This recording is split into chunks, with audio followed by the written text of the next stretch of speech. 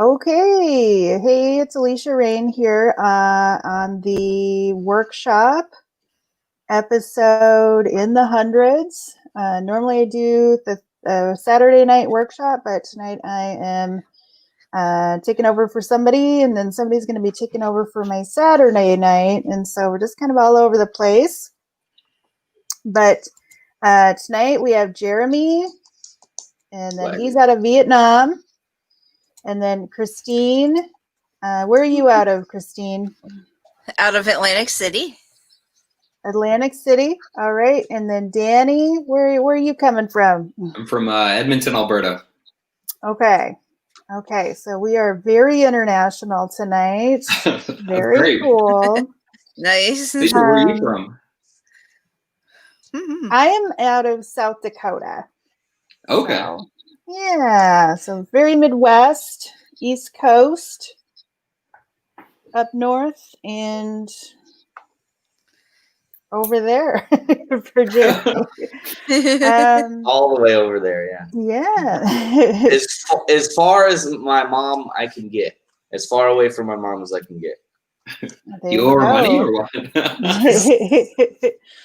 All right. All right. I totally can understand some of that. Very cool, you guys. My topic, I'm going to go ahead and just get us started. Just get the ball rolling here. My topic was legislations. And so, they're like, just do political stuff. That's basically what that topic says to me. So, yeah, I'm going to be doing just a little bit. So, like President Trump, soon to be ex-President Trump, yeah. So President Trump, he would give like orders and like try to pass laws through Twitter. I'm just like wondering what Biden is gonna do. Like, is it gonna be him like on TikTok and like everything is basically just him going, how do you work this damn thing? And that's how he passes laws. So yeah, that's that. So I'm a Democrat, progressive. I believe that everyone should have equal rights. I don't know. I like people, and but I do want to go ahead and give a shout out and a thank you to that one Republican senator who introduced into the zeitgeist avocado toast. That is a delicious breakfast. And if you have never tried avocado toast, well, like abortions, that's none of my business. I also want to give a shout out and a thank you to Brett Kavanaugh for introducing into the zeitgeist boofing. It has one of two meanings. It can mean anal sex, or it can mean getting your drugs up into your asshole, and that's how you get high. So that's the highest judge in the land. So thank you for introducing us to that. Brett the Boof Kavanaugh. Yeah, so that's kind of how I feel about that guy. Let's see. Yep. So everyone gave like pretty much a huge sigh of relief, when Biden was elected. Not everybody, but like a lot of people and a lot of people I talked to, and I'm just like, I'm glad too, that we have a new president to usher us into the apocalypse. We're already kind of in it, but yeah. So, a lot of people are saying, like a vote for Hillary or a vote for Bernie was a vote for Trump, like back then. They're always like, a vote for whoever is a vote for Trump. But the same goes the other way. like there's always a libertarian candidate. And a vote for libertarian is a vote against Trump, in my mind, because like the Roosevelts, I said that wrong. So Republicans and libertarians are like Franklin and Eleanor Roosevelt kissing cousins. He married his cousin. I think if I get the timing right on that, I'll have some good stuff there. And I'm just remembering like when people like the greatest generation, like my grandparents and some comedians too, like Dennis Miller and stuff, they'd always talk about how the French were a bunch of pussies and we all had to like bail them out during World War I and blah, blah, blah. And now it's like switched where like France is just like the United States is a bunch of pussies. Like France is basically, I feel like just calling us a bunch of pussies. And I feel like a lot of people would be rolling over in their graves. That's kind of just a very rough thing right there. So I wonder if Clarence Thomas and like Brett Kavanaugh are like super chill dudes with each other. You know, they probably like make jokes in the hallway, you know, of the thing, but you know, they kind of have like a rep for being like super cool, chill dudes. Like, you know, maybe they're like the Richard Pryor and Gene Hackman of, you know, whatever, except rapey. Yeah, I mean, I gotta give it to, you know, Brett Kavanaugh. I'm trying to figure out how to write this here. So, you know, I feel kind of, I'm sorry, guys. I'm like, where's my notes? I feel like, you know, where has the time gone? Because it has been 20 years since a Supreme Court justice has made me gag. You know, Coke can. I don't know if anyone remembers that, and that's fine. And then I just want to like say, you know, are like, you know, people in the news, like you have like creeps in the news, like Matt Lauer, you know, with his like button under his desk that like will close his office door and like the secretary will be inside or whatever. Do you think like creepers just take notes and then they like head on out to Home Depot like after they see that? All right, guys, on the creepers taking notes, that's that's my choppy set. I have a feeling that you could probably find plans. You don't have to just go and buy things at Home Depot all willy-nilly. I'm sure that you can find a plan for an office button under your desk, shut the door contraption. I'm sure. On Pinterest, you could probably. There's probably like, yeah, I'm sure that psychopaths have a Pinterest page. They're like, oh, let's do this to our office. Yeah.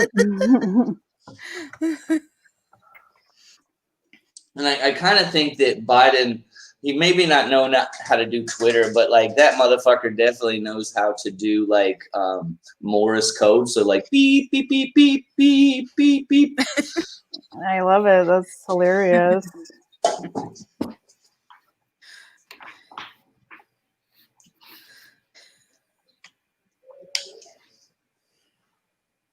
All right. Any other feedback?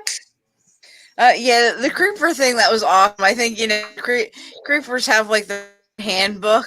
Like once you're a creeper and you're initiated in, that's when you get all the information on, you know, how to do the lockdown thing, like how to trap your secretary in your office and like other things like that. But That was friggin' awesome. Yes, of course, like through the time, like with presidency and stuff like that. Yes, there was incest going on. There's always incest on somewhere. It's like they want to keep it in the house. Obviously. And yeah, the only thing Trump did during his term was go on Twitter. Like, it was bad, but it's definitely a track. All right. I definitely love the initiation. That's funny. Was it really his sister? Like Eleanor Roosevelt was his sister? It's his cousin. Okay, because I think Einstein did that as well. Like he married his cousin. His cousin? He was married to somebody. Is that my microphone? What is that? Is something vibrating? Are you guys not hearing that? Yeah, it's like static. It stopped now.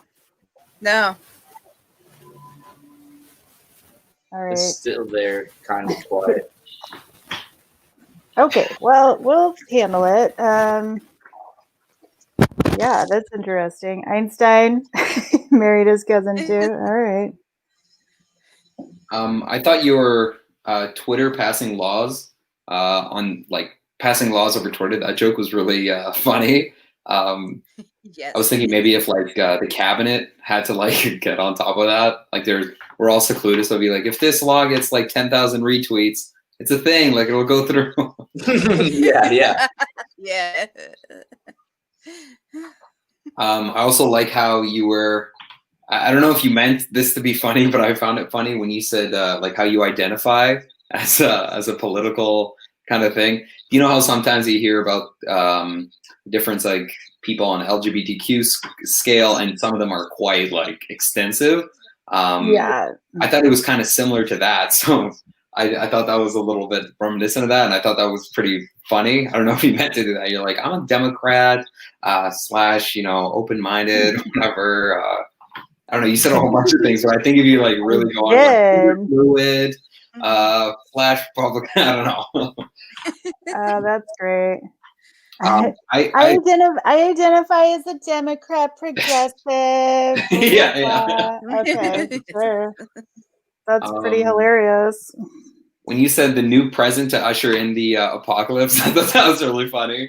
I was thinking about what kind of jobs would he create? Be like, hey, I've created jobs. There's people cleaning the death pits every day.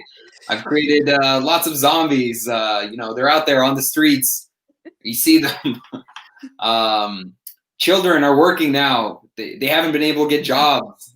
Children are now working in our coal mines. So. In the coal mines, yeah. We're picking up radioactive waste like Chernobyl. I thought that was really funny. The kissing really cousins. good. I've never heard the kissing cousins term before, so I thought that was interesting. I gave it a quick Google here, and I was like, oh, that's actually a very now you're on some weird I am. I got to search list. That's going to become some sort of fetish with you now. It starts tonight. Well, I went on Pornhub it was a couple months ago, but I went on Pornhub for the first time in a long time, and there was just nothing but incest porn. I'm like, what the fuck is wrong with you guys? I know that's not really his stepsister, but he's calling her stepsister, and that's weird. Right. I was thinking it was the origination of that stepbrother, stepsister is Clueless from the 90s. I feel like there probably should be a Clueless parody porn.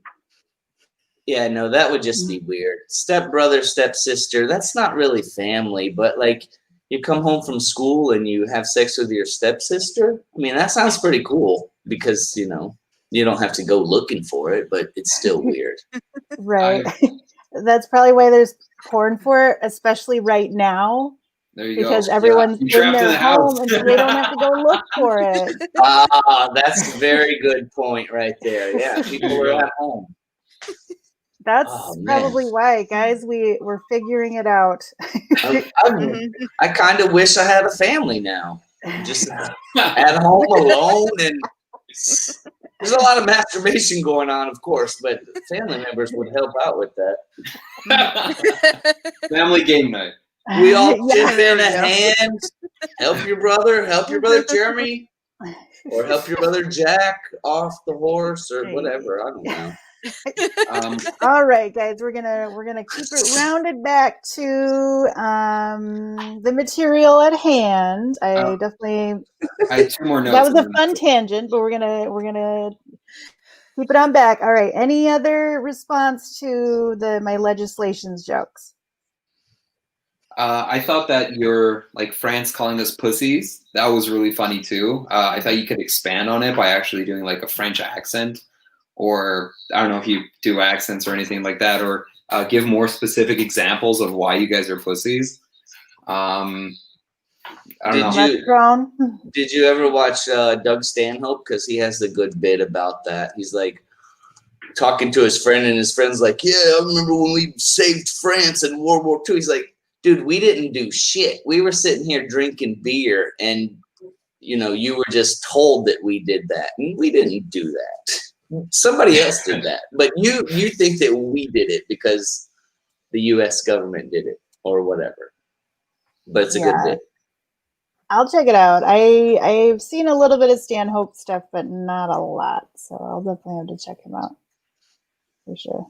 And then the last thing I was going to say, that Home Depot bit I thought was really funny. Like there's a bunch of senators like going into Home Depot. I was like, "Hey man, do you guys have any 2x4s?" And they'll be like, I think I know what you want. Come here. I'll just grab a card. There's like a sale or like a run on certain things. All the stuff's like right beside one another. Like it's all one way. Oh, you got everything right here. Perfect. Yeah, weird Black Friday sale on that stuff. They got your ropes and your chains. And Okay, I was wondering if we were back to talking about the creepy things, because I know a lot about that. But yeah, that would be cool. You go in and you could just have like, you got the whole kitchen set up, and there's like all these different little contraptions in the kitchen. And it'd be good. Oh, that'd be funny. Like different rooms, like every room you walk into, there's a button. in their pre-made rooms, like so you could just buy the room and they'll come and install it into your house. It takes like a day or so. They'll be there for 8 hours. And that's very IKEA, because they always have the room set up. Well, and we also, it's like puzzle pieces, if you want a piece from the bathroom to match with the piece from the bedroom, we can do that. You can definitely do that here at IKEA. Make sure to get your switchblade meatballs before you leave. Yep. People come around for those free samples 2 or 3 times. It's weird. All right. Well, anything else? Good? Good job. Thank you. Appreciate it. All right, Jeremy, I'm going to go to you next and your topic. My topic is exploration. And after writing all these things, I thought of different ways to go, but it's already too late. So famous explorers would travel by land, by air, by sea to discover new ass from different people. Some equipment that sailors would use. I mean, of course, you need some sailing skills. These are a must, but also knowledge of things like tying knots, swimming, and personal hygiene are important. A good sailor will always have with them a knife, some booty, and of course his own lube. Because when times get sad when sailing, you're going to need that lube when the jib fails.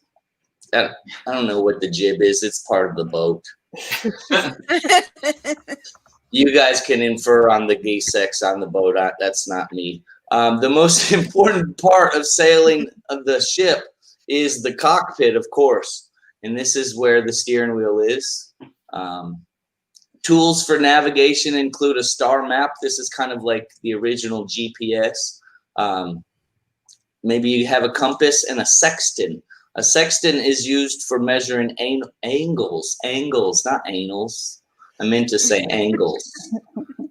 And that's how you find the position of the men living on the boat. It's getting hot. Boats typically sail in warm water. I don't know about all of you guys, but I'm feeling this gay sex jokes. I don't know. Leif Erikson was the son of Eric the Red, and his father got this name for his red hair and his beard, but also he kept the name because of his addiction to Red Wings, which is something you get after period sex. And Leif was able to reach America 500 years before Christopher Columbus, and he did so to get away from his family name, Red, and also his father's bad breath, because the Red Wings. Christopher Columbus, 1492, he sailed the ocean blue, is what they tell you in school, but they didn't tell you about his troubled past and how he got drunk, had sex with a girl named Nina, and had a baby. And then the mother, Marie, didn't really like Columbus, so he sailed away to avoid paying child support. The baby's named Pinta. During this time, he discovered, or he rediscovered America, causing the great European trash colonization. We're probably part of that. We're trash from Europe, Euro trash. Marco Polo is an extremely famous explorer. He's famous for discovering fun games to play on longboat rides. And when he finally got out of the exploration business, he started the Polo Clothing Company. The moon landing, this is another exploration. When Neil Armstrong and that other guy stepped out onto the moon for the first time, Neil said those famous words, "What the fuck is that?" Because there was an alien out there. Urban exploration. It seems like the words urban exploring or urban exploration is just another way for millennials to talk about burglary. Oh, this place is abandoned. Like, no, somebody fucking lives here. Immigration. Yeah, the British people that I know here in Vietnam, they're always complaining about the immigrants, like Islamic people immigrating to the UK. And when I looked this up, I don't know what it is currently. It's maybe changed, but it says at this point in the history of the world, Great Britain has occupied all but 22 countries of the world at some point during history. So they're complaining about immigration, but we're just coming home, Daddy. Travelers of today, I love whenever I meet people and they're like, yeah, I'm just traveling and exploring. And then they're showing me pictures of a guided tour. That's great. You guys are exploring the same path everybody else did. So this last part about this is self-exploration. And it's very important to look into yourself and learn about yourself. So if you've never done this, I would suggest it. It's a great stress reliever. And basically, this is what a therapist would do if you could afford therapy. And we all know we could use therapy. We can't afford it. So you get into a room, like I like to use the bathroom because it's quiet and you can relax yourself with a few deep breaths. And then begin to think of some questions that you may have and look deep into yourself with a hand mirror. Yeah, it's pretty good. Hand mirror. Should have did it a long time ago. All right, thank you. My name's Jeremy. I also do kids parties.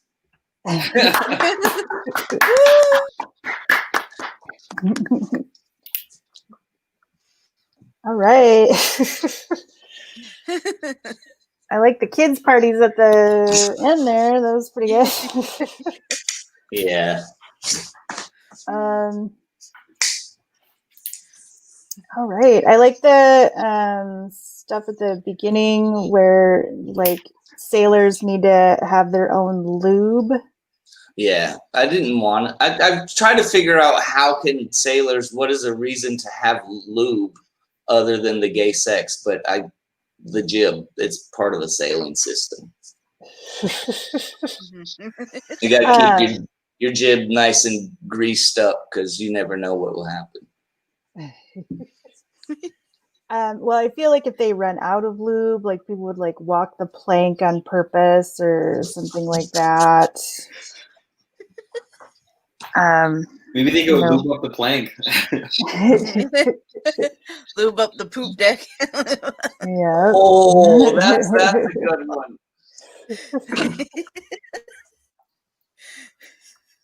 Yep. All right, I'm writing that down. Lube up the poop deck. The poop Also, lube up the plank. deck. Nobody wants I would. He's like, I can't walk the plank, man. It's very slide down the plank. Yeah. Yeah, I don't know. right off the plank. I'll walk your plank. Okay. Yep. Yep, gotta lube up your wood.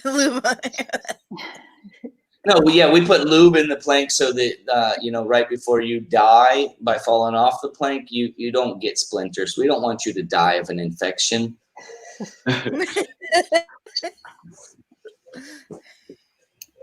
For sure. Mhm. All right. I like the Viking, Eric the Red, and That part's true, but it's probably not from him eating vagina. right. No, it wasn't about the Red Wings. He like looks like the Joker's. Mhm.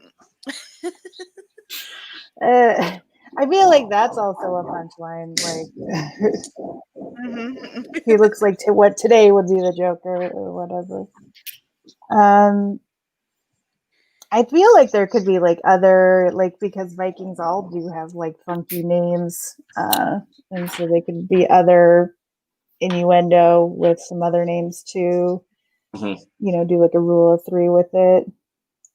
And then the Christopher Columbus, like he was the original deadbeat dad. Mm-hmm. Since he,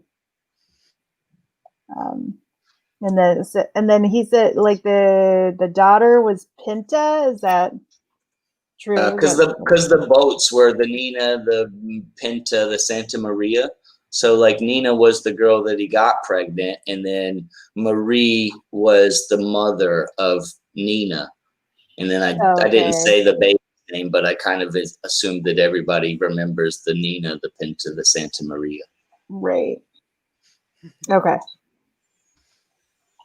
All right. But apparently not, and you're welcome for that history lesson. I do remember those names, yeah, but I was just like, maybe there's a fourth boat or whatever, the name of some other ill-begotten. Or I was also thinking that those weren't even the names of his boats. Like he was in a boat with his gay sailors, and then like these were like the three women that he had like left behind, and they were like chasing after him, and they had just named their boats after themselves. He's like, we got to get away from that bitch Maria. She'll kill me. So that's like the name of the boats that are chasing him, and history just wrote it off as being his boats. Oh, that's really fun. Because like when they came back to Spain, they had like parts of his body on each of the boats. They're like, "Oh, this is his boat, but he died, and this is all we got is his arm. The shark ate the rest of his body." And they're like, "Oh, well, okay, this is Christopher Columbus's boat because part of his body's on the boat." And then it was really because the ex-wives and girlfriends that caught him cheating and just killed him. I feel like there's like a whole treasure trove of jokes where it's just like history books say it's this, but it was actually that. And, you can just make up for everything. I'm like, I think so. I would agree with that. Sort of mind blown right now. Like I think last time I told some story about it was about Noah and the Great Flood, but the Great Flood happened in the 1850s after Noah died. So how did it happen in the Bible if Noah was dead? The Bible happened in the 1850s, apparently. It's like there's some funky math there that is what it adds up to. Or if it's a story years. about John, you just can pick any John in history, Not Yeah. like not the guy who buys hookers, but just like anybody named John. Yeah. The new book of John, and John went to the grocery store, whatever. It could be told from the perspective of John Wayne, like he's a cowboy, and I don't remember what John Wayne did, but John Wayne Gacy, he was a killer clown. I don't know. The Book of John. Can I say some notes? Yeah. Sure. So I thought that was really interesting and funny. I like the different misleading stuff that you did too. I like that idea that they were directed by old sailors were just directed by people that they wanted to fuck. It gave me an impression of Christopher Columbus standing there and not reading a compass, but just having a boner and being like, which way does it go? Oh, I want towards America. Okay, we're going that way. We're going that way, yeah. I also thought that was funny because I was thinking I don't know, we all had a Chad in college or something that just wanted to fuck one of every kind of girl. Oh, I want this type and that type and this type. And I'm like, would Chad be a great explorer? Would be a sailor? Because he's just he'd have to go out. He can just stay at a college and date sophomore girls. That guy in Dazed and Confused where he's like, all right. Yeah. All right. I get older, they stay the same age. Yeah, that's so good. Yeah, some historical figure as Matthew McConaughey would be hilarious. Yeah, that'd be really good. Some kind of sleazebag, but doing Christopher Columbus maybe in that kind of sleazebag voice. I don't know. Yeah. Yeah, that's hilarious. That trash colonization, that we're just the trash colonies, that was really good. That was really funny. Well, I don't know if we're the trash in America or if, we're both trash. It's white people are trash. Yeah. That Miss History that you gave about Christopher, I thought that was really funny. And when he started the polo shirts and everything afterwards, when he said he had fun games to play on long boat rides, I wanted to hear some examples. I was like, I want to hear some You don't remember playing the swimming pool game, Marco Polo? That's all I was trying to say. There we go. I was thinking of some more racist examples because he had slaves and stuff, but I don't know. Yeah, Marco Polo, the one person would be looking for people, so they would say Marco, and then the other people would say Polo, but they would be all around the pool, and the person would have their eyes closed and they had to go find it. So I assume that Marco Polo didn't really have good navigating skills, and he just fucking did the boner thing like Columbus and just sailed all over the place. That's what the game should be. You should take 4 Viagra, jump into the pool, and then just try to poke people around the pool. But they're not allowed to get out. Yeah. What was that hand mirror part at the end? I didn't quite get that.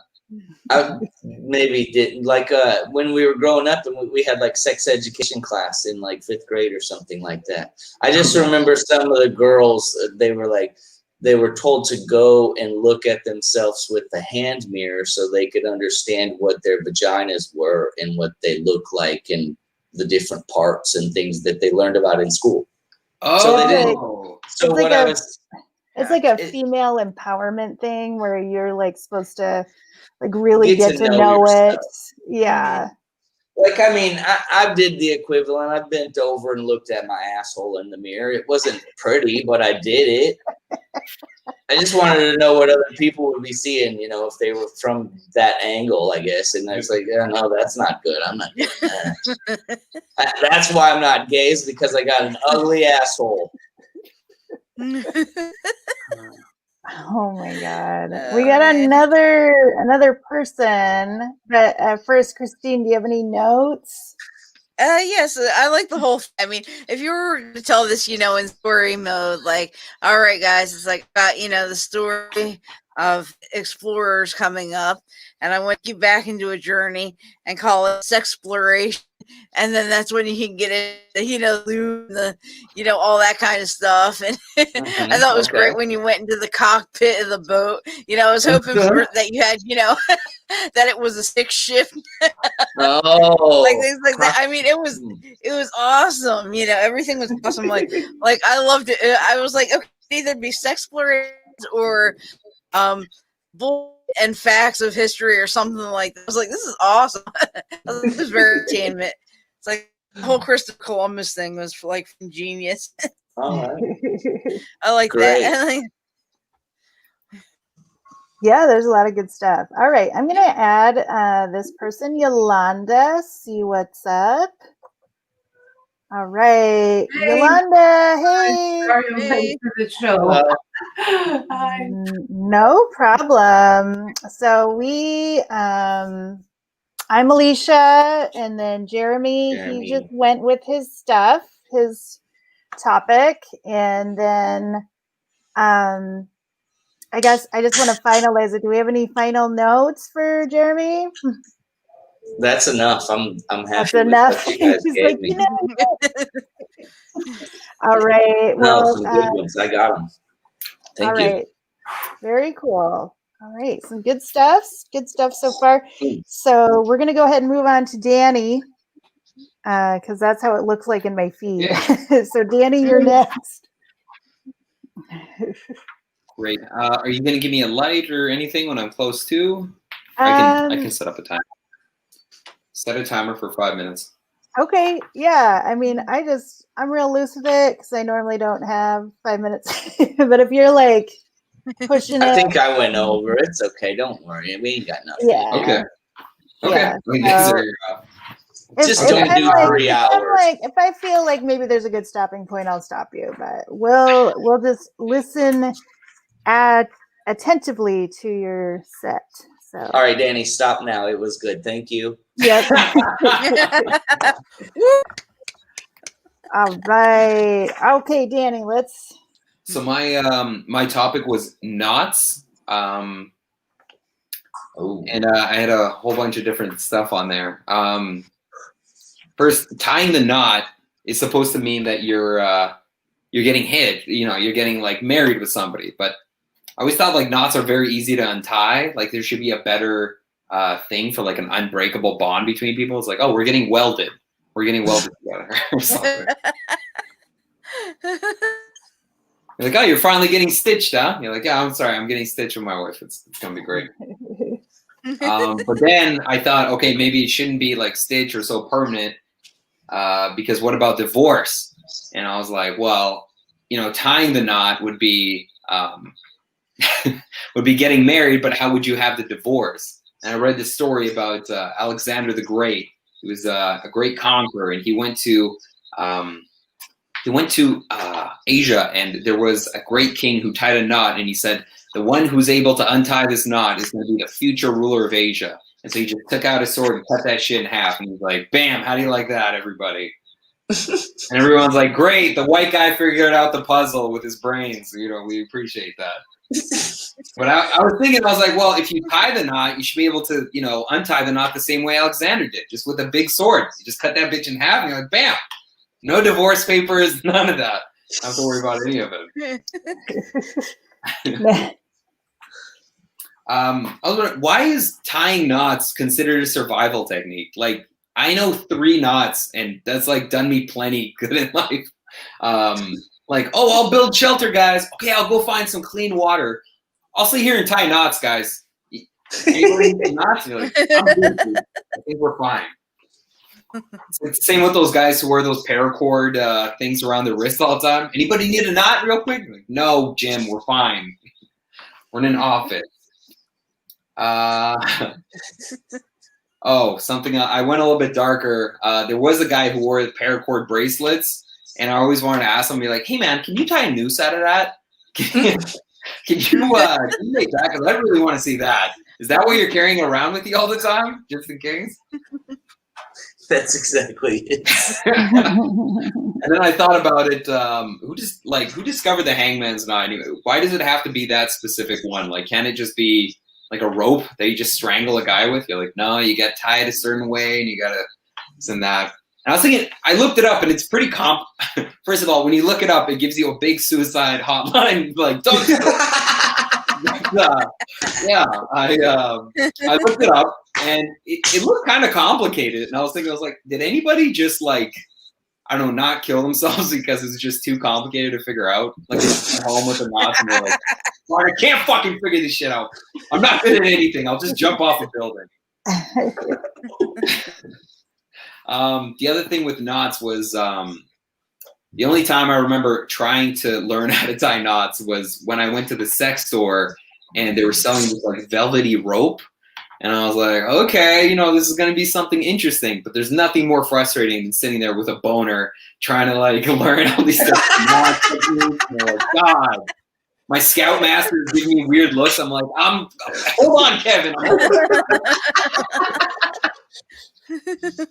Yeah, that's basically all I got figured out so far, guys. So, oh, the Scoutmaster! Oh my god! Yeah, the tying knots with the boner. That's great. That was fucking hilarious. That's good. Awesome, thank you. I was expecting you to not have a joke about something, but then that did not happen. Okay. I'm glad to surprise you. Like you could just throw in some stupid thing, like, I don't know if you guys know this or not, but because you just said not, and you just throw in some random facts. The sex swing was invented in 1954. Like, I don't know. Like, yeah, no, I had one of those shibari classes where you learn how to tie knots like that, and it was just learning by the ropes. Like, there was not even a teacher. They were just like, here's the rope. Oh. You don't get to practice on naked, beautiful women. It just, yeah. Well, you got to find your own, and that's you got to buy a white van. It's a little bit more difficult to get those nowadays. The first rope you should learn is the lasso. I'll be right back, you guys. I'll be right back. Christine, if you have any notes, for sure, Okay. let them hear. Yeah, that was friggin' brilliant. Like, I love the whole, the noose tying thing. You went to the site and you were like, yeah, I can't see how anybody would kill themselves, with the knots. That was pretty funny. And I don't know if you, you just said that pumps rolled right off. It was perfect. I like the noose is great because you do have to know different knots because you have to know the adjustments for your head. You can't just, slap on, maybe a 13-inch knot around like a 27-inch head. I've thought this way too much, but I'm not suicidal, I promise. But I thought that was awesome. And the whole tying the knot thing, it's like, well, shit, let's just weld it together. Oh, well, that won't fucking work. We get a divorce. It's like, well, there goes half my body, But that was pretty funny as hell. It's like that one. It's like knot instead of, tying the knot. It's like, let's just cut the knot, that's great for divorce. That was perfect. And I think the hangman noose is kind of an evolution of knots because there's probably a lot of failed suicide with, people who tied the knot around their neck like they tie their shoes. And they're like, oh, shit, I want to get out of this. And they just pull it really quickly and they fall to the ground. So, it's just an evolution. You're not sure about it? It's a bow. And I think when you do the hangman's noose, the loop has to wrap around at least so many times before it can be classified as the hangman's noose. And that's, again, an evolution. They learned that if you wrap it around 5 times, then it's worthless. But if you do it 7 times, 7's the sweet number that you can't fucking get before you die. Like if it's 5, you could untie it. But if it's 7, you get to number 6 and you die. And that's the point of the Hangman's evolutional knot. Because you tied it, you put yourself up there, but now you want to get out? No, there's no escaping this knot. The knot knows everything. All right, Yolanda. I told David parodying that before he did it. All right. So when you mentioned to cut the knot with the sword, I thought you were going to go into a story. I'm like, ready for a story. No, you didn't go there. I was like, oh, okay. So the suicide hotline left you hanging, huh? Yeah. So yeah, if you're gonna go with knots and stuff, like the whole gamut, suicide. If you want to go dark, David Carradine is perfect for that. So yeah. Ooh, I had one of those jokes. I got one of those jokes. Yeah, it's not too soon because he's been gone for a while. But the suicide hotline, when you're talking about that, the one joke that always comes to me, I drive over the Aurora Bridge to go, to my job, hooker job. Anyways, you're not a Seattle, I see. Anyways, there's a sign there that says, "Don't throw stuff off the bridge. There's a fine, $500." And people jump off that all the time and commit suicide. So, there's one there. So, yeah, it's a fine. Ghostbusters, right? So yeah, tie the boner into a knot. That's like more the dirty store, the dirty store. Okay. Yeah. So tie the boner into a knot. So so it's kind of like, I think maybe you stretch out a story down there, Stretch out that story. I've never seen too many penises that you can tie into knots, but let's stretch it out a little bit. You can develop, a character into that, like oblivious things. It doesn't have to be real. It could just really make it out and stretch it out, because it's really, you're talking about suicide. You're talking about putting knots and putting a boner in a knot. So like really exaggerate it out. Like it's not real, but have fun with it. You see what I'm saying? But you have their attention, so you can throw some things in there. Because you've already got them listening and interested, so now you don't have to necessarily be funny, really. You could tell them a story about real suicide. A show, like an hour special has a up in the beginning, and then it has like a lull or like a low spot in the middle, and then the end is good again. So a person only remembers the beginning and the end of someone's set. So that's why you put your good jokes at the beginning and the end, because they're going to be remembered. So like if you do a long set, you have a spot in the middle where it's kind of like you've gained confidence and you control the audience and they're there having a good time. And you don't have to necessarily be funny at that like low point of the show because you've got their attention. Yeah. Or you could throw a little falsehood in there and get people to think, the tying a knot. No, I did it. Yeah, no, I did it. I did it. Yeah. So, you're admitting to it, but it didn't happen. But yeah, there you go. Yeah. You'll get dates after, I'm telling you.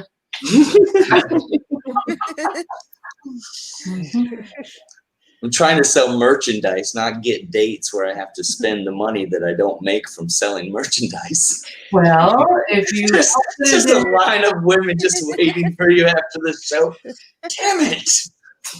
All right, you need a job for that. Sorry.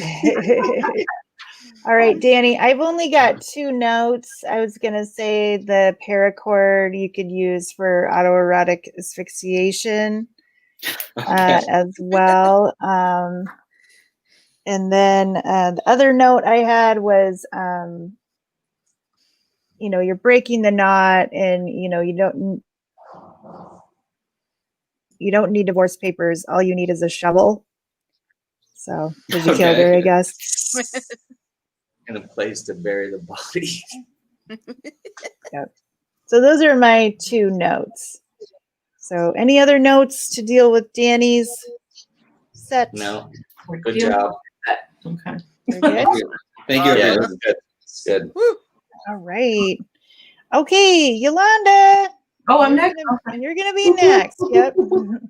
Okay. So, all right. So I don't have a roommate anymore. I used to have one roommate, but when I had a roommate at the time, I was getting ready for bed and locking up the house. So it's a 2-bedroom, 2-bath place. So she's each has her stuff.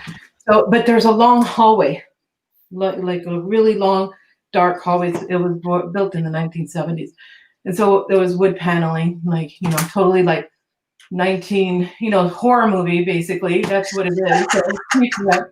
So our rooms are in the back, both, and then the hallway's in the middle. So I'm ready to close up the front of the house. And so I lock the door and the, what is it called? The patio door? Yeah. Sliding door, yeah, patio door. Sliding door. There you go. You're listening. And so then I lock up the front door and I put my cats in. They follow me, ready to go. They're already in bed. They're like, turn off the lights. Just you're the last one in the bed.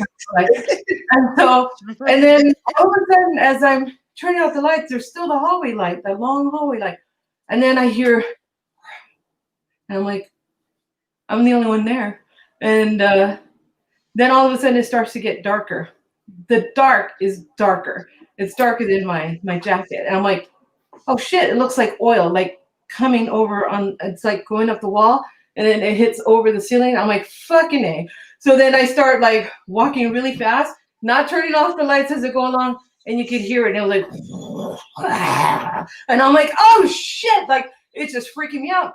So I'm like, oh my God, like I can hear it. It's like pulverating my ears. And I'm like, oh my God. And I'm like, open the door. And I'm like screaming. I'm like, open the door, stop, turn it off. And then my roommate's listening to his music and she rips open the door, rips the whole siding of it.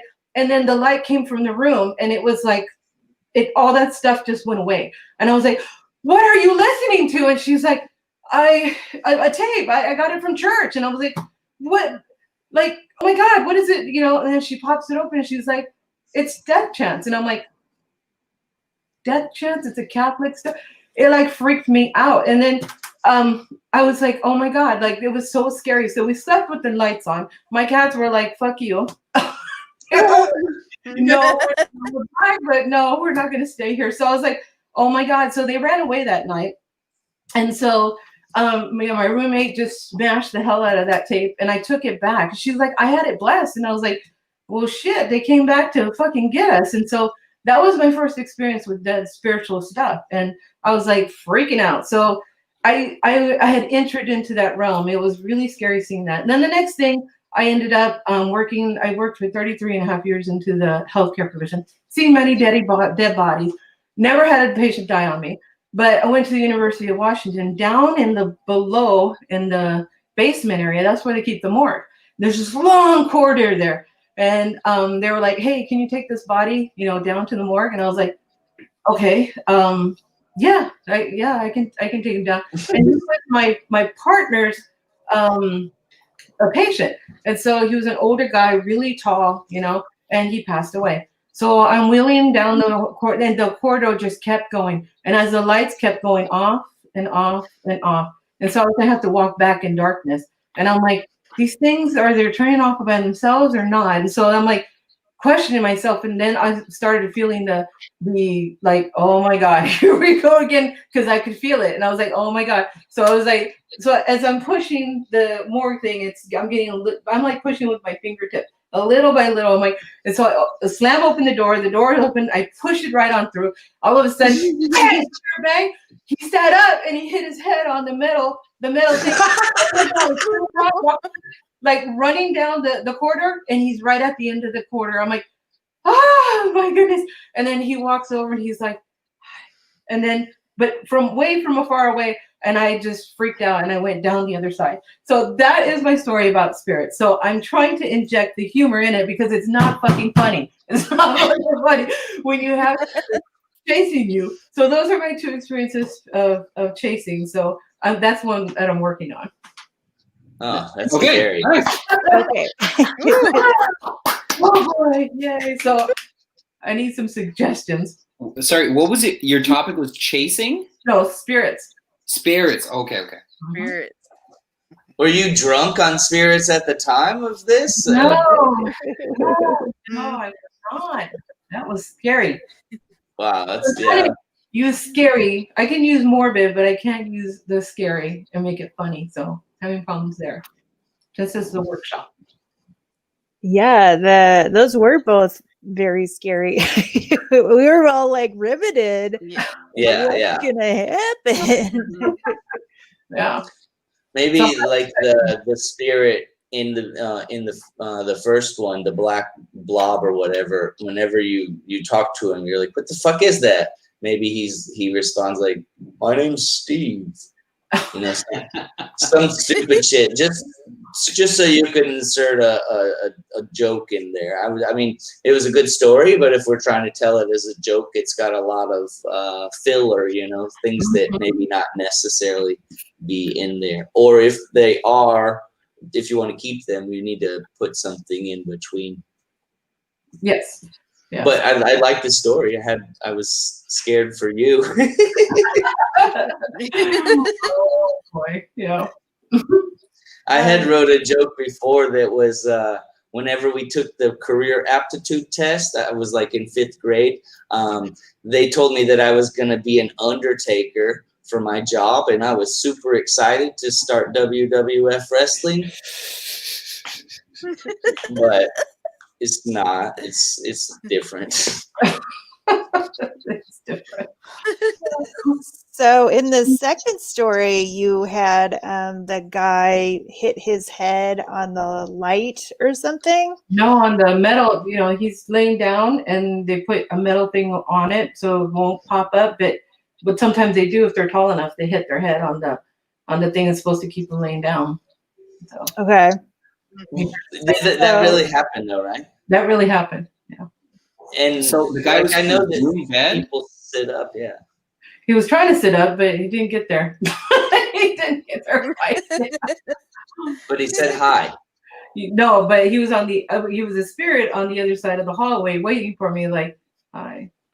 Okay, so but the guy sitting up, that wasn't maybe not a spirit at all, because they do that. That was right? the same guy that was in the box. He was already at fuck. the end of the hall. Yeah. Okay. All right. He was already at the end of the hall.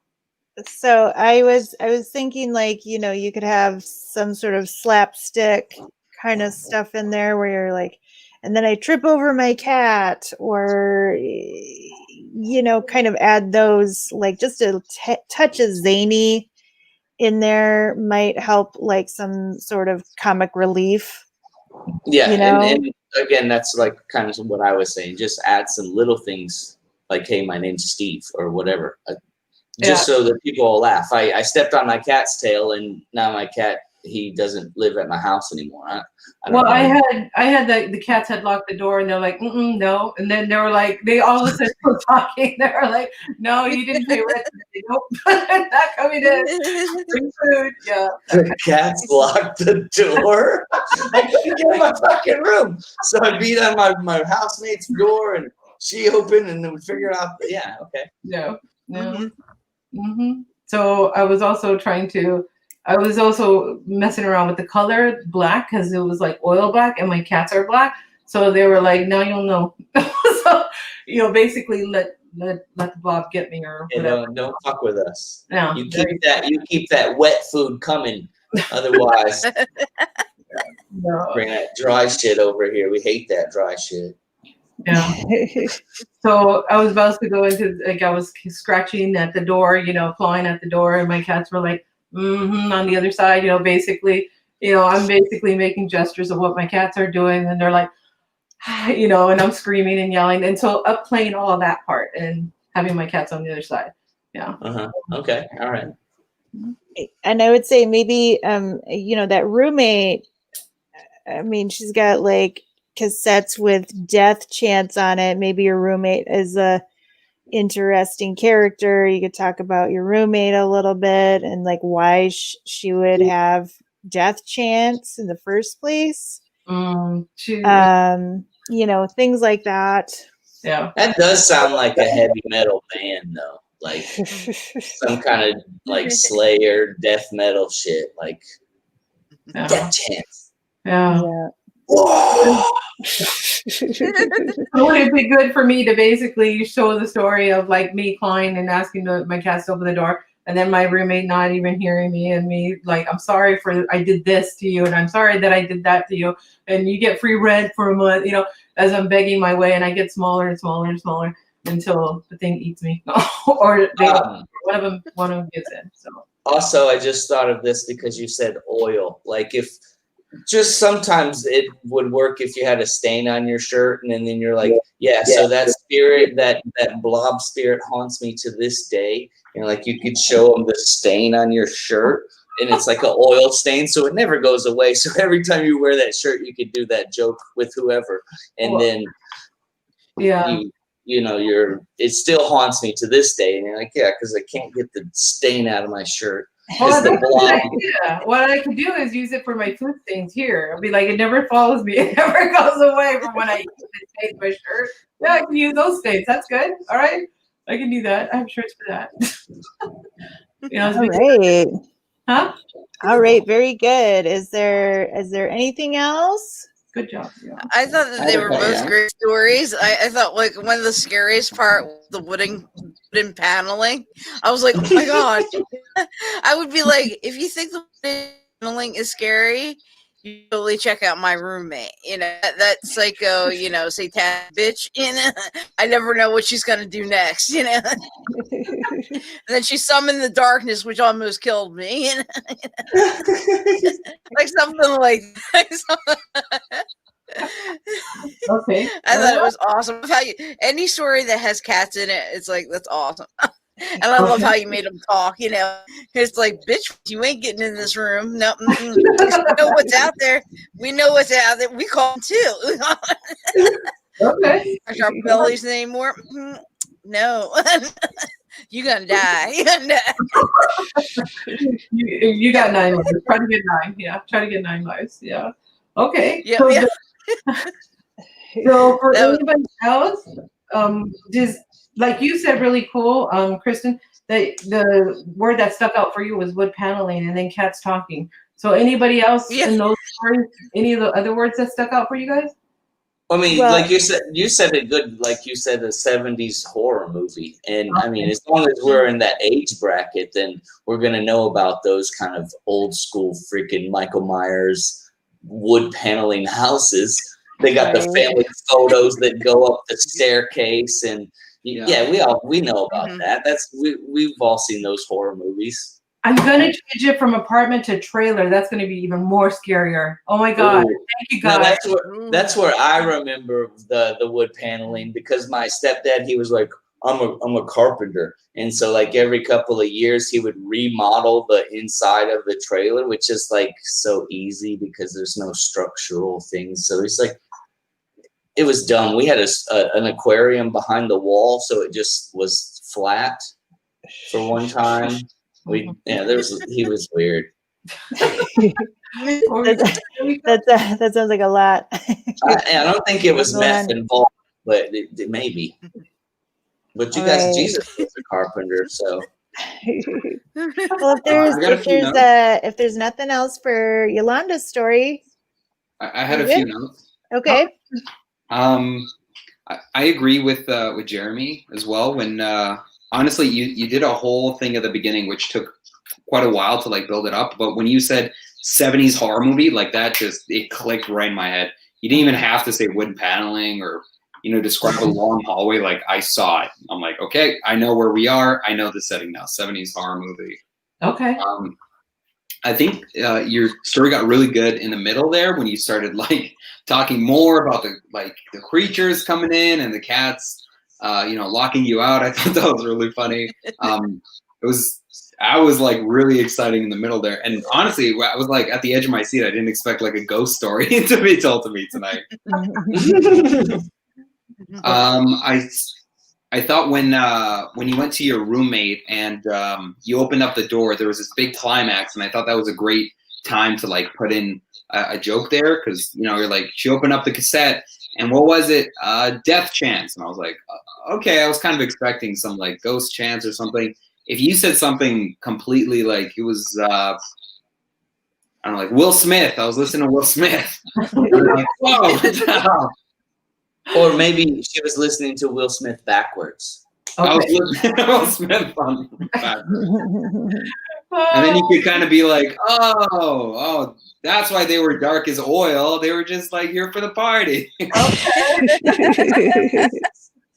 also thought that could be, I'm so sorry. I thought that could be a little thing when Jeremy was saying about like the Black people don't listen to Will Smith.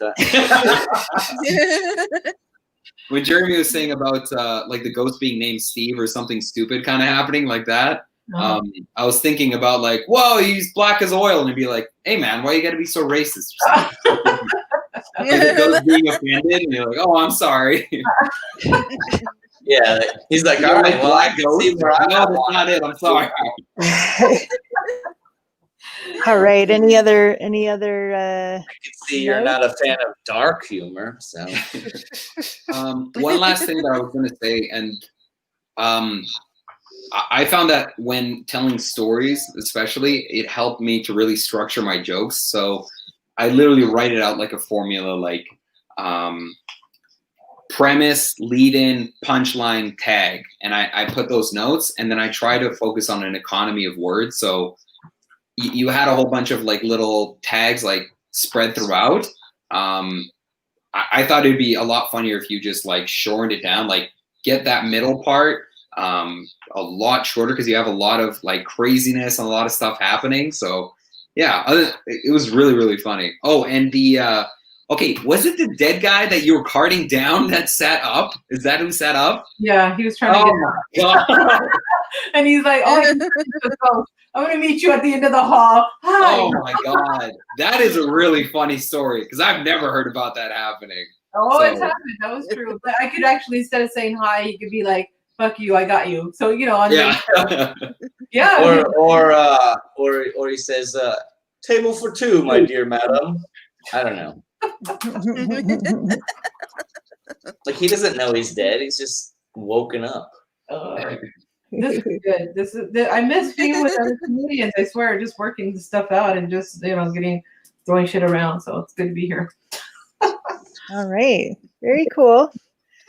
All right. Well, good job. I was riveted. Good stuff. Mm-hmm. But I think it's time to move on to Christine. What was your topic? My topic was wanderlust. Yep, wanderlust is a strong desire to travel. For all of you people who didn't know what that meant, I would love to travel more.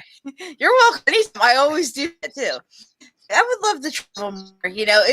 In the United States, other countries, anywhere. But however, with the pandemic, things are closing down once again. I mean, no other countries want us, so here I am in my home in Jersey. But it hasn't stopped me from traveling though, in a virtual way. It's not the same as physically being somewhere, but it does have its perks. It's like I never have to fill up my gas tank or have to pay for tolls. Thank you, freaking New Jersey.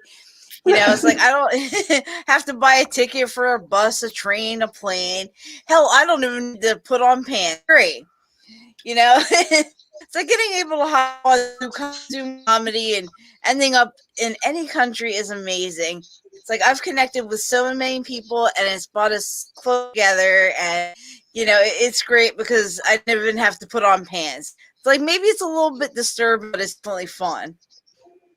But I do come from a family of travelers. My father can read maps and he knows like roads all over the place. It's like I was hoping to be a lot more like him, but hell, I get lost in my walk-in closet, so I have a confession. I would be lying if I said that I ever lost in the place where I live, because I am horrible with maps, road names, and hell, even my GPS hates me. I spend most of my time getting lost in my destination. It's like I'm sure there's a support group for that, right? But anyway, one of my travelings for last year was driving to South Carolina to visit family. Like, God, it was awful. Not the traveling, just the family. the family. We vowed never to do it again. Oh God. The best part of that was that once you get past a certain area, once you're like in North Carolina, it's one road straight down. It's great. That part I like. Less turns are better. P.S. If you ever get lost in South Carolina, never ever use a driveway to turn around in because people will shoot you. So, just never do that. That's part of the South I don't want to get into. Anyway, coming back from adventure, it was great. Later that day, my mother and I decided to go play bingo. Yes, I said bingo. When there's $10,000 stake at hand, go play bingo. Well, we were on our way there as usual, and we've been there multiple times. Hell, my fiance is a security guard there, and don't I miss the damn turn? My mom turned at me. She's like, "You all the way down to South Carolina and didn't miss one turn, but at home you totally missed the turn." I was like, "Thanks, Mom. Everyone's got to be a comedian." But it's like getting lost doesn't, stop me from desire of wanderlust, if you will. One year I was actually a guest at the San Diego Comic-Con, and it was a blast. Travel was rough and bumpy.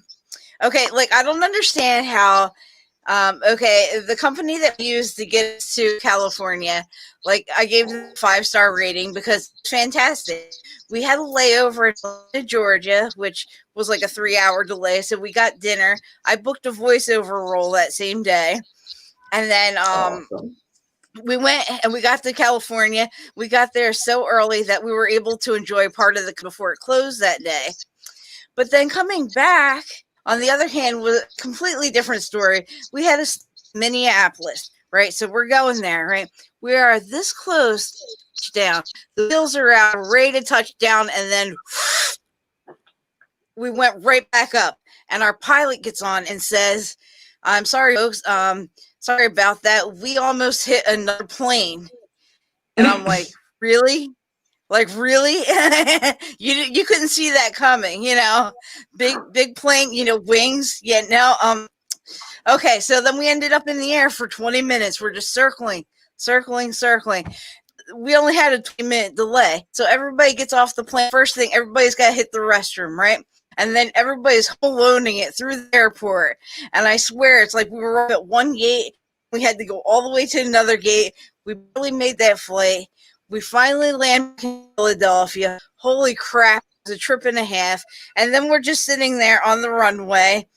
And the pilot comes on again. It's like, "I'm sorry, folks. It's going to be a while before we can park because there's a lot of traffic here today." And I'm like, what the hell just happened? Mm-hmm.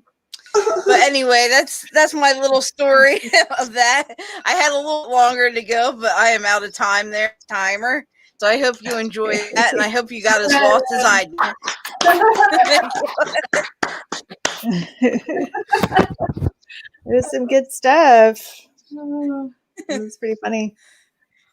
Travel. Yeah, I know this girl who's been like marking off the places that she's did Zoom comedy, and she's like, "I've hit 35 of the 50 states," and I'm like, how are you finding all these places?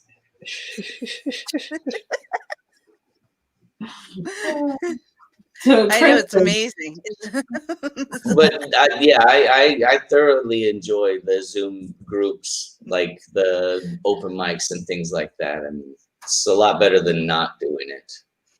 Mm-hmm. And you meet a lot of people. Maybe good for networking for shows or something. I don't know. Probably not. You get to see how filthy dirty they are in their house. No. Like books over here, Daddy. Yeah. Oh, you like dressing up. Okay, Kristen. We know.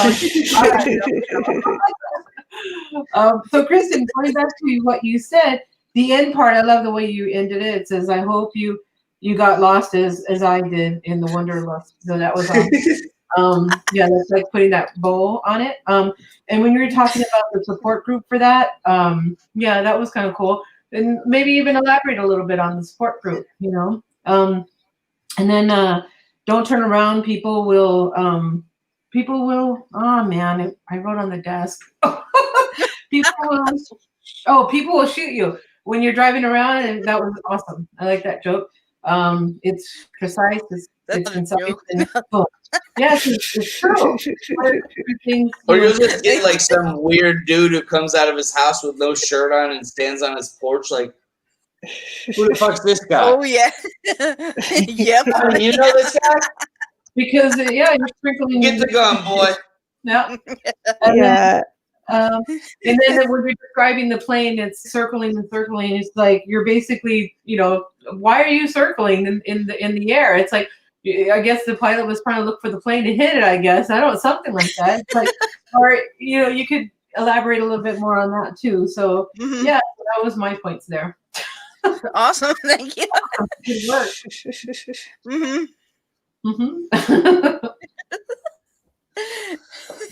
I like the like you can go traveling, but like no traffic or something like that, like through Zoom. And no waiting in lines. You can get Yes. the best pictures of every place. Because like anytime I do go to like anything cool like in my area, there's always like one place where every tourist is standing taking the exact same picture because like that's the best picture, but everybody's taking that. Like I didn't travel to see the things that I could see on the internet because I've already seen those when I did my research about the place that I'm traveling to. So yeah, I don't know. They say they're going on their own path and then they just follow in the path that all the other white people have gone on. So it's not really like any, like going back to my topic, exploration, it's not really that they're not really doing anything different. I mean, they're maybe doing it in a slightly different way, but it is fun. I do it. I gotta complain about it. What?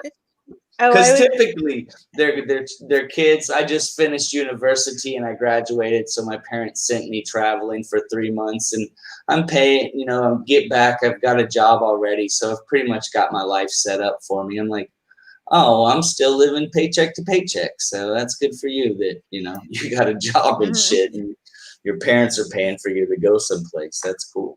Don't be jealous, Germany. No, I am. I'm so jealous. Well, back to Christine's stuff. I just had a couple more little notes. I was gonna say like you can tour and say, I toured in, New York.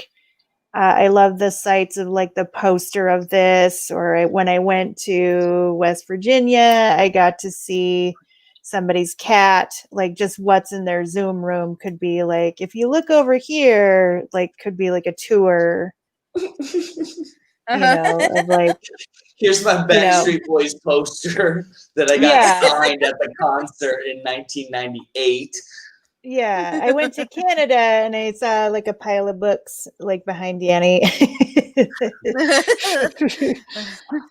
Went to Canada, saw some maple syrup.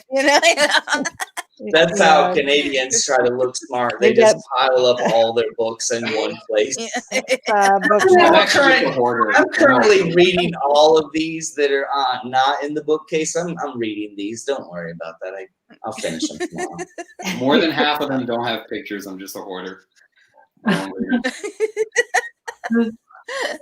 had a few notes if you're done, Alicia. Yeah, my internet kind of sucks. All right. Can you hear me, guys? Yeah. Okay. So, Danny, did you have any notes?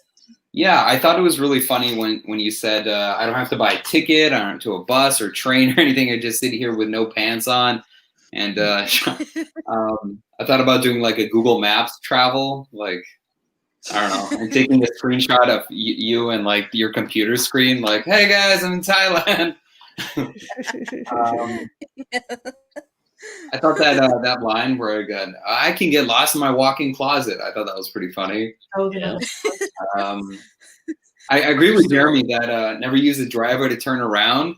I was kind of expecting that punch, so I was like, oh, okay. But like if you, I don't know if you played on it a little bit more, I think that would be really funny too. If you did like an accent or you did like an impersonation of someone. And yeah, you could even be that guy walking out on his patio, walk out to the edge of the stage, scratch your belly or something. You're like, Yeah. Mo, you know this person in the car, boy, get the gun. You could do the whole act out with that as well. Yeah, that would be awesome. I feel like it's more just one word. Hey. That's it. I feel like that's almost all you need. Yeah, we keep our words slim when we with family. Yeah. My boy knows when I say, hey, that means get the gun. And then the last note I had here was for that flight story. I thought that was really entertaining, but there was like there was some like fluff there, like, oh, we had to run through security, we had to this and that. Like, I don't know. I kind of already know that's already associated with the airport. If it's not really like adding to the joke or adding to the punchline, I'd say kind of cut that stuff out. And then for the end, you were kind of like, so that's my story. And I was kind of like, I was expecting like a bigger punch at the end. But other than that story was very exciting. So Yeah. I said there's more to the story. I just ran out of time. But yes, I get what you're saying. Kind of like my beginning when I had filled in too much describing the apartment, what I was going to do. So yeah, that's a good point, Danny. Yep. In your joke, when you go in the air, you're just circling and circling and circling. I was like, whoa, she's basically going to throw 3 jokes out there. Basically, what is the pilot trying to do? Find the plane so you can go and hit it, or what is the pilot? If I go back in circles, it's like redo, or do over, or it didn't happen. Yeah, we're going backwards, so that kind of thing. So, Or the pilot was just simply drunk. Yeah. Probably drunk. I feel like there's a Siri joke in there, like up in the cockpit. Siri's just like recalculating. He's like, Siri, can you land the plane? Siri, can you land the plane? Yeah. Thank you. Playing Jefferson Airplane. White rabbits, 10 feet tall. We used to do Alexa's voice, saying, I don't even know Alexa, but like, sorry, yes, you can do her voice and throw out some jokes from there. Sorry, this is an Android model. Yeah. This is an Android model plane. Yeah, and they're dueling up in the air. Your life, autopilot. Yeah. Did you mean crash the plane?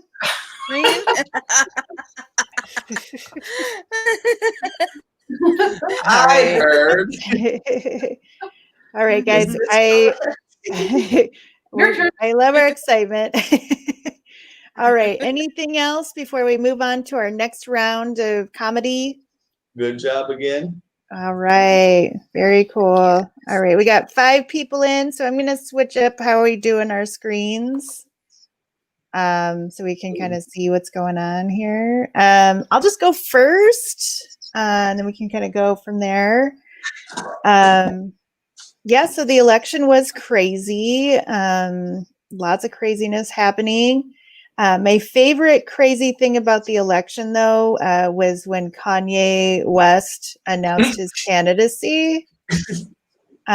When he announced that, I got the same look on my face when I just realized that I got my period.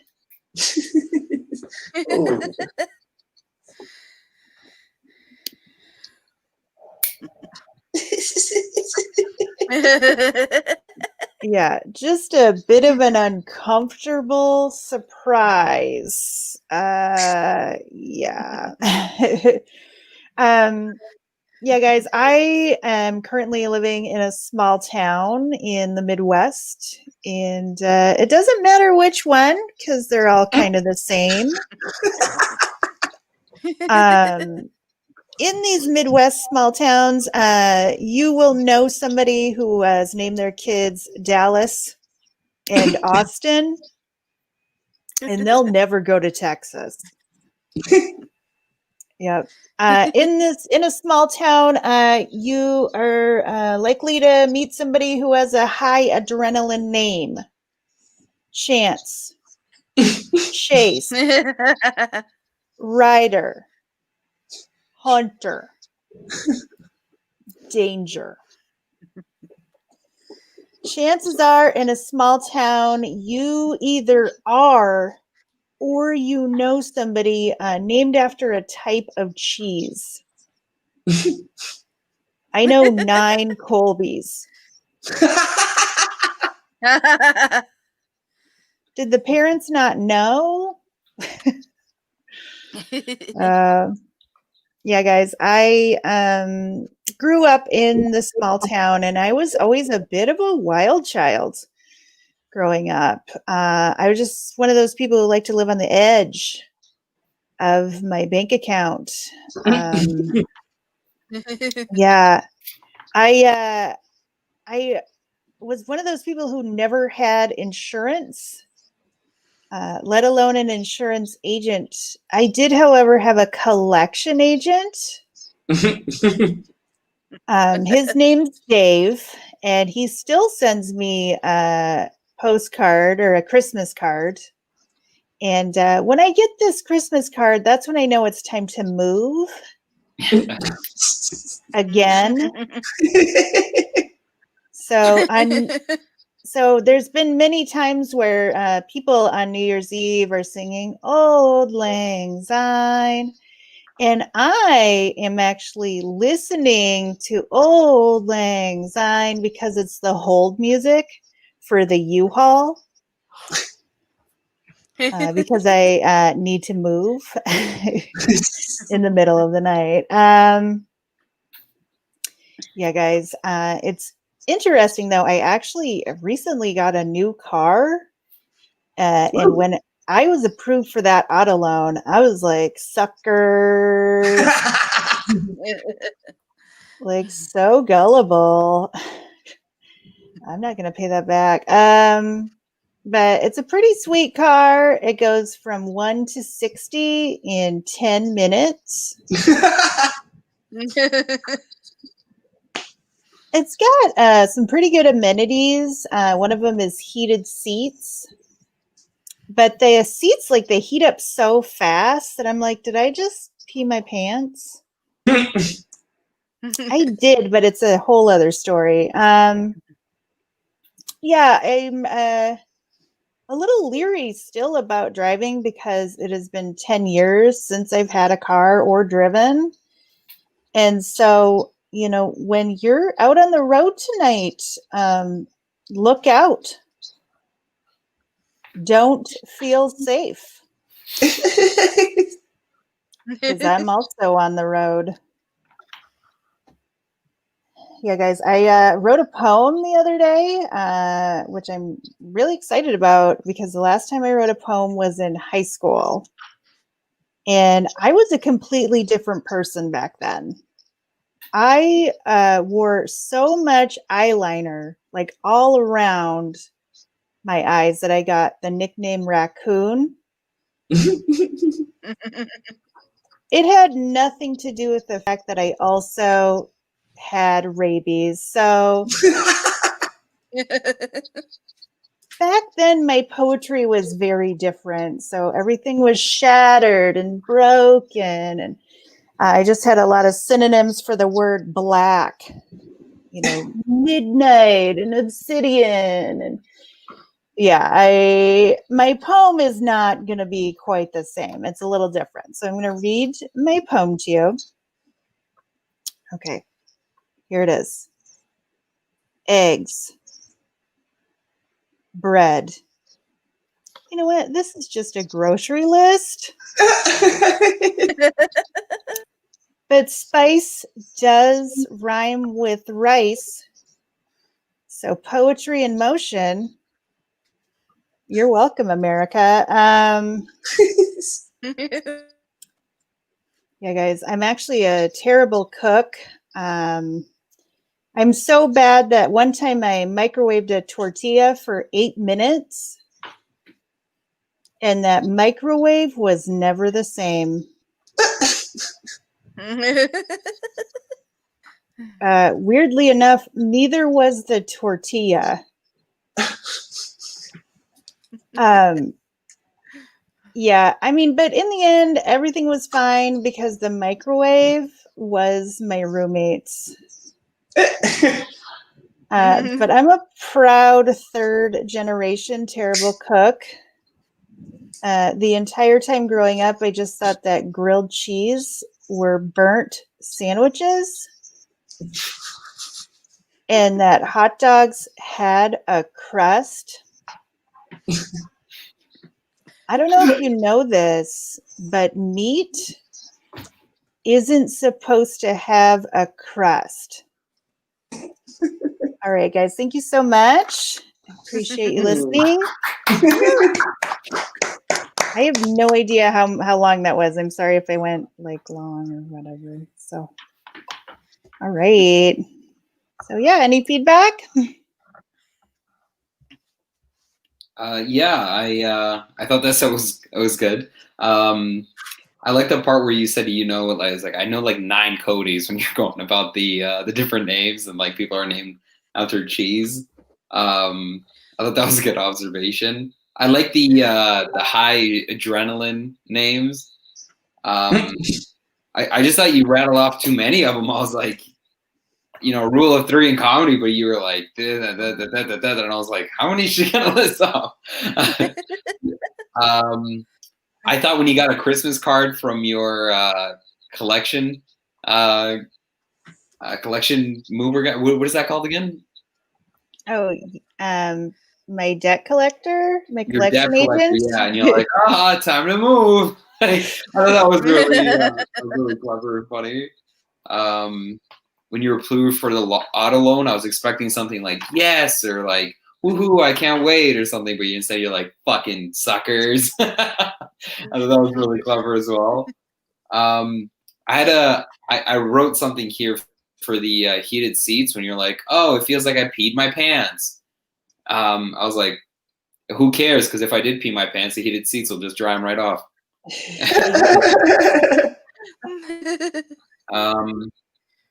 When you kind of threatened our lives, when you're like, if you're on the road tonight, like look out. I thought that was really good. I know I love hearing accents. I tell everybody, I'm like, do an accent, do an accent. If you hear like an Italian accent, be like, I'm on the road tonight, so watch your bumpers. Yeah, and then I like the ending part when you're like the hot dogs. I didn't know that they didn't supposed to have a crust. And I was like, that's good. I've definitely done that before, though. A crunchy crust. Yeah. Yeah, following up on that one, Danny, that's meat does not have a crust. Yeah, that was funny. Yeah. Yeah. Did you say meat doesn't have a crust? Is that what he said? Or hot dog? Well, that meat in general, like meat isn't supposed to have a crust. The poetry, when you mentioned the poetry, I was like waiting for the jokes to boom, list that was a prime, like boom. And then you said bread. And I was like, okay. So you could list something there. And then when you said suckers and you listed all the names that Danny said, Hunter, Danger, Chase, Chance, you can tie that back into being Toad, the repo guy. That's what their jobs are. You got Chance, the police officer, you got Hunter, the total guy. So you can just, you all of a sudden find out who these people are. They come. That's good. I like that idea. Because you listed so many, so it's like give them jobs. Bring them into the story. You discover who they are. All of a sudden, you're like, dang. So that's like you said, 9 Colbys. That's a lot of kids with the same name. What about like I know 9 Colbys and 1 Colby Jack? Oh, there you go. Yep. Yeah. And Colby Jack, screws you at the end, something like that, So yeah, end of story. Maybe he's he's the debt collector. Colby Jack. And then you said your car had a lot of amenities, and you listed out something, and then I figured you were going to list out another one, and then you could have also said the kitchen sink. In the back of the trunk, it's got a kitchen sink. And then you could also the Colby Jack, don't you come back no more, something like that, something simple. Yep, that's We're fun. waking up, guys. We're waking up. I'm just writing some stuff down for sure. Brown toasted cheese triangles. I don't know. Spice up the name grilled I cheese. know, yeah, that's kind of what I'm looking for because like before I would say I just thought that grilled cheese were black sandwiches and like it wasn't hitting hard enough, like it wasn't like so obvious, and so burnt is what I'm going with.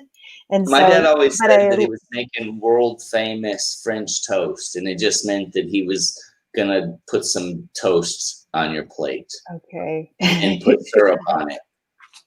So I do want to come up with like a different name for it or a different description because it's Make it sound more like what somebody would know it to be, I guess. yeah. Like yeah. I wouldn't call my grilled cheese a brown sandwich. Sometimes I don't even grill them so much that, it is any type of brown. I'm a bad cook. So Yeah, I just thought that grilled cheese were like charcoal briquettes or something like that. you can call them stiff sandwiches too. Something to where are you a bad cook? It was my mom. Like growing up, she just burnt the shit out of grilled cheese. I didn't even know that they weren't black. That they could be. But they could be black. Oh, they could not. They could be a different color other than black. There you go. A light tan, yellowish color. Mm-hmm. Oh. Instead of cheesy goodness, we got charcoal cheese. Mm-hmm. I don't know. You said you were talking about the guys with the quick names like Chance and Chase. I was expecting you to say, and there's some girls with the quick names like Chance and Chase. Like their dads wanted to have boys or something. And then Kyle. Kyle's also a fast girl name. I don't know. Yeah. like a Billy Joe, Bobby Sue. Like they have the girls all have guy names. Mm-hmm. Yeah. Yeah. And two guy names at that, like Bobby Joe and yeah. Mm-hmm. That's good. Awesome. All right. Very cool. Well, thank you so much. Any other notes, Danny? We all good? Christine? We're good. All right. Very cool. So we're going to go to the next person. Jeremy. Oh, okay. Yeah. It's you. So I don't know if you guys, this happens to you. Do you ever like stay up late at night past when you're supposed to be sleeping, worrying if I'm going to be funny? Because I do. Oh man, so it's tough. Yeah, I'm getting married pretty soon. I ordered 2-for-1 mail order brides from China. It's the quarantine special. Well, it's the COVID special. You got to get rid of them. But they're in quarantine for another 9 days. One of them, her name is One, like the number 1. And then the other one, her name is One, like W-O, I can't do the W, like W-O-N. So like the number 1, she's going to be my wife. And One, the word, she's going to be my assistant. And sometimes they'll switch roles, so One will be my wife and One will be my assistant. And sometimes I won't even be there. It'll just be one-on-one. So yeah, that's weird. I mentioned about the Undertaker earlier. I was super stoked. But my second thing on that career aptitude list came from the workshop. They told me that I was going to be a tow truck driver. So I wanted to start a company called Camel Tow. And I found out that there's at least 60 people, 60 tow truck drivers who die on the highways every year. So that's on average 600 toes and maybe like 137 teeth because tow truck drivers don't have a lot of teeth. Yeah, so if you think about it, 600 toes, that's 120 feet. And if you use the metric system, there's not a punchline for this joke because I don't use that system. So I got a raise at work the other day, which was pretty cool. You know, my students were taking an exam. I'm an English teacher. I was watching a foreign film, so I was just reading the subtitles. There was like a couple of things that were censored out, you know, because the country that I'm in. Yeah, so I got a raise watching Japanese porn, and then I was quickly fired. I got a job at a grocery store whenever I was a kid, and I knew I was getting fired on this particular day when I went to work, and I got called to the boss's office, and I was so nervous, I threw up. And then I went to the boss's office. I knew I was getting fired, but he was like, "No, Jeremy, we need you. We need you. You are very important to us. We need you to go and clean up the vomit on aisle 4. Then after I did that, I was fired. So yeah, not very good with jobs. David Carradine, somebody mentioned him earlier. Like there was a picture I seen on Twitter one day, and it was his face, and it said, "If you can't be the poet, be the poem." So I wrote this little poem. I'm not sure if I'm gonna say it right. So roses are red, bells were rang. Here I lay dead, hand on wang. David Carradine was not a poet, but he became the poetry. You're welcome.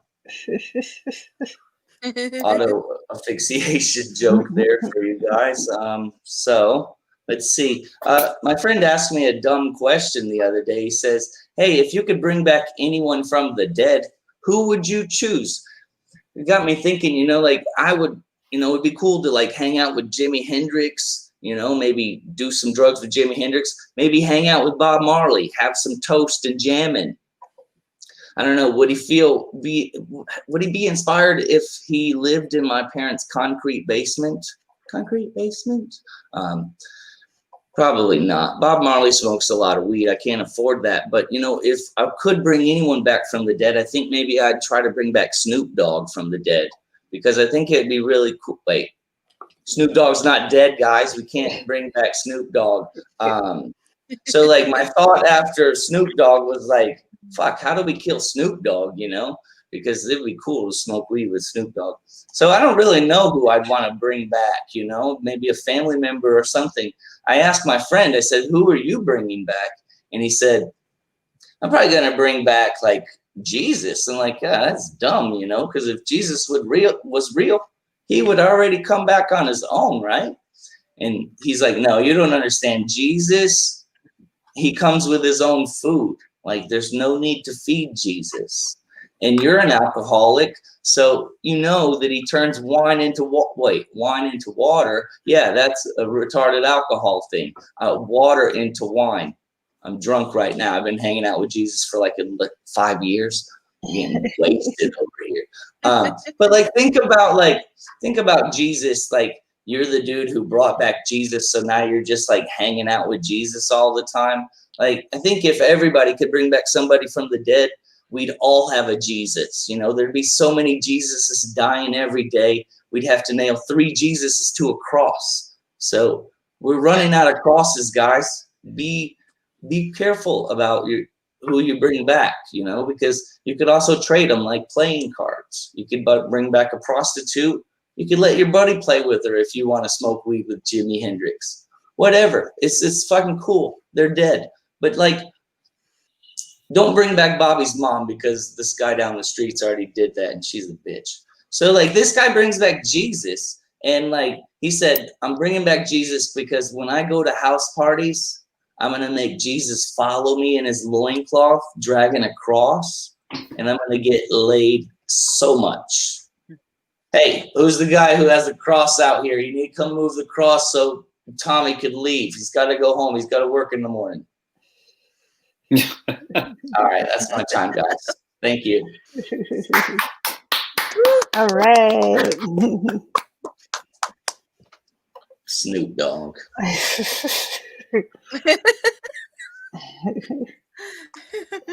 I don't know who the other people. I've been saying that joke. I've been changing the people that are in the joke. Of course, you know, we put black people in there. I wanted to have at least one black friend for arguing on the internet. So I don't know who is a good set of people. Tupac. Yeah, I don't want to get shot if I brought back Tupac. Biggie.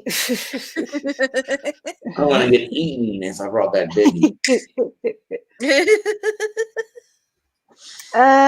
So the joke, I kind of wanted, if you started out like, I'm in a polyamorous relationship.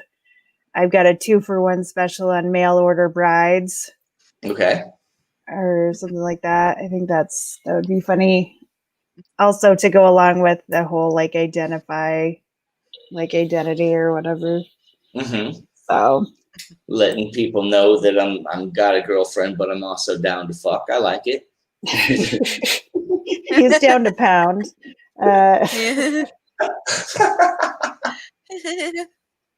Yeah, so like for your tow truck driver thing, I thought like your called the camel toe, I think is pretty funny. Yeah. And I also think like it could have like a little commercial jingle with it, or like camel toe, will toe camel. I don't know what, but like I feel like when I lived in Texas, they had one that was called Pinky Toe. And it was just pink trucks driving around the city, towing people. Cute. And then I was gonna say, like, why would you bring Jesus back? Because then the end of the world would be. That explains the plague and everything that's happening right now, huh? Yep. Son of a bitch. He's coming. And then at the end, like, you brought Jesus back. Well, that's your cross to bear. Ooh, that's a good one. Like that. Ooh, nice. Okay. So yeah, those are kind of my notes. Anybody else?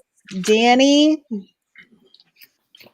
I really like your intro. Does anybody stay up at night worrying about if I'm going to be funny?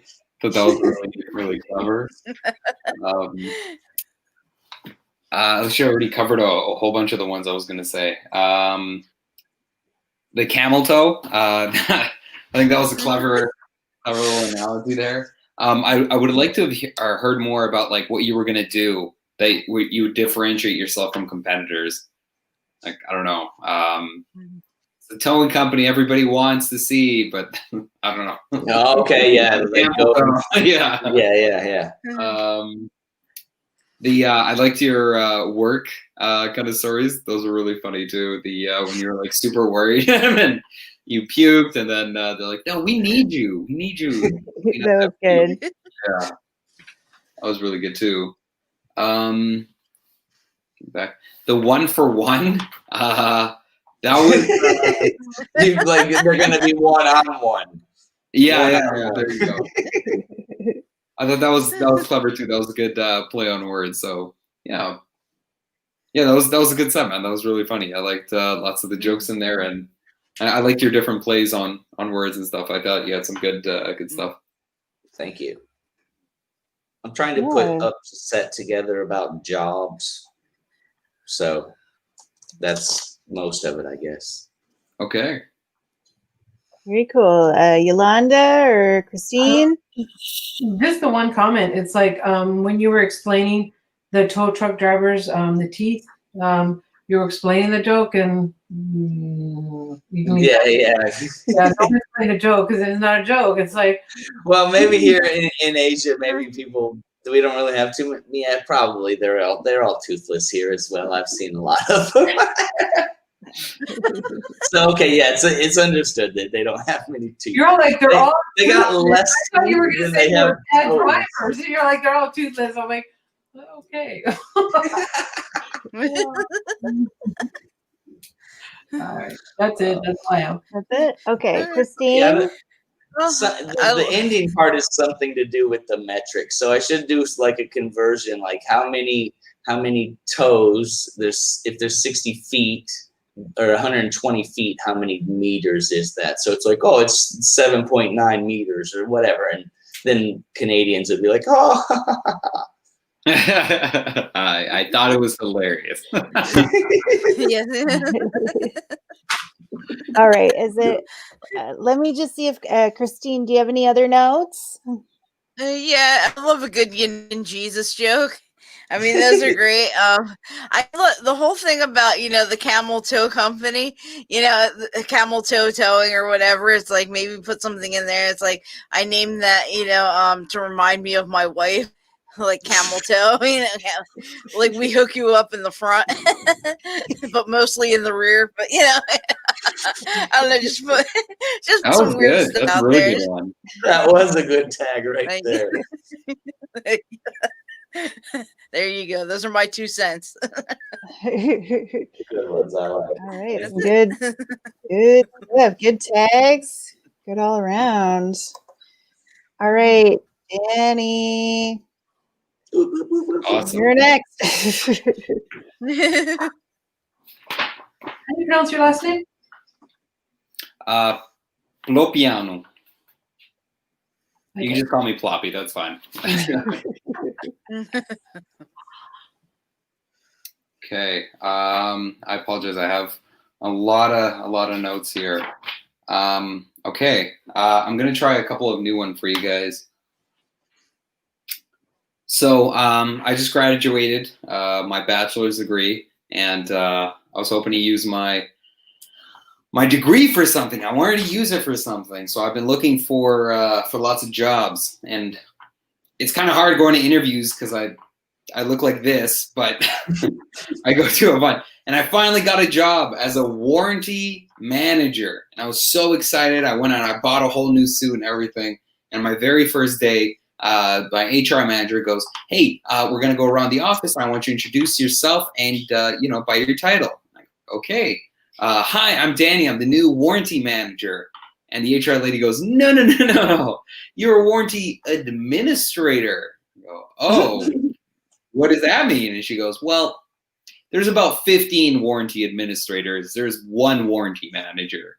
So I got immediately demoted on my first day. And I had no confidence. So I was just like, okay, I guess. The worst part of that was I then had to go to everybody else in the office and like explain my demoted title. Like, hi, I'm Danny, the warranty administrator. It's getting sadder every time. Has anybody else started OnlyFans during this pandemic? I'm the only pervert here. I convinced my girlfriend to do it. I was like, come on, what are the qualifications? What do you need? 2 feet and 10 toes? Come on, I can sell pictures online. So we got it started. We started an OnlyFans. Started pictures. And some of these guys' requests are so weird. It was creeping me out. The guy was like, oh, I want you to wear a blue nail polish and step on gluten-free chocolate cake. And I was like, what a freak. But then I kind of realized, like, wait a minute. I'm kind of the freak here because I'm catfishing all these guys to like sell foot fetish pictures. So that's how my evenings are spent. And I'm really good at it. I just tell them what all men want to hear. I tell them what I want to hear. You know, you're a big boy now. You're doing good. Or dirty little slut. You have no friends and nobody likes you. I don't discriminate. Whatever they want to hear, I say. I've been trying lately to focus more on the positive, especially in this pandemic here. I think it's important, especially with all the news and everything, to just try and stay positive. So anytime I'm watching TV and I see a commercial come on about, like, I don't know, starving kids in Yemen or something, I just go click. I'm like, no. I don't need that negativity in my life. I just change the channel real quick. If I roll up to an intersection and there's a homeless guy with a sign, I don't even make eye contact. I blow right past that guy. I'm not going to let that negativity blow me down. Even this morning, I got a text from my grandma. And I was like, oh, okay, what do you want, Grandma? And I pick up my phone, and it's her life alert. And I just put it right back down. I go, not going to ruin my day, Grandma.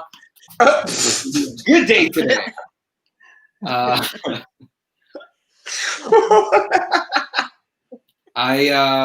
like to get high before I do any chores at home because it makes it like a little mini adventure for everything that I do. I'm gonna clean behind the couch. So, my girlfriend knows this though, and she gets mad because I get high in the middle of the day. I'm the only person that gets in trouble if she comes home and realizes that the house is clean. She goes, "You motherfucker! You got high today, didn't you?" And I can't even look her in the eye. I go, "No." I got so high the other day that I had to put on something because I was freaking out. So I was like, it's okay, I'll put on a podcast. So I'm going to kind of, have some background noise. And I was doing the dishes and I was so stoned that I thought I was on a conference call all of a sudden. I thought I was like, people were hearing me. And so I started putting away everything very quietly and like started doing everything very silently. And my girlfriend comes home and she sees me like sneaking around the kitchen. She goes, "God damn it, are you high again?" I'm like, "Can you keep your voice down? I'm on a conference call with Joe Rogan, okay?"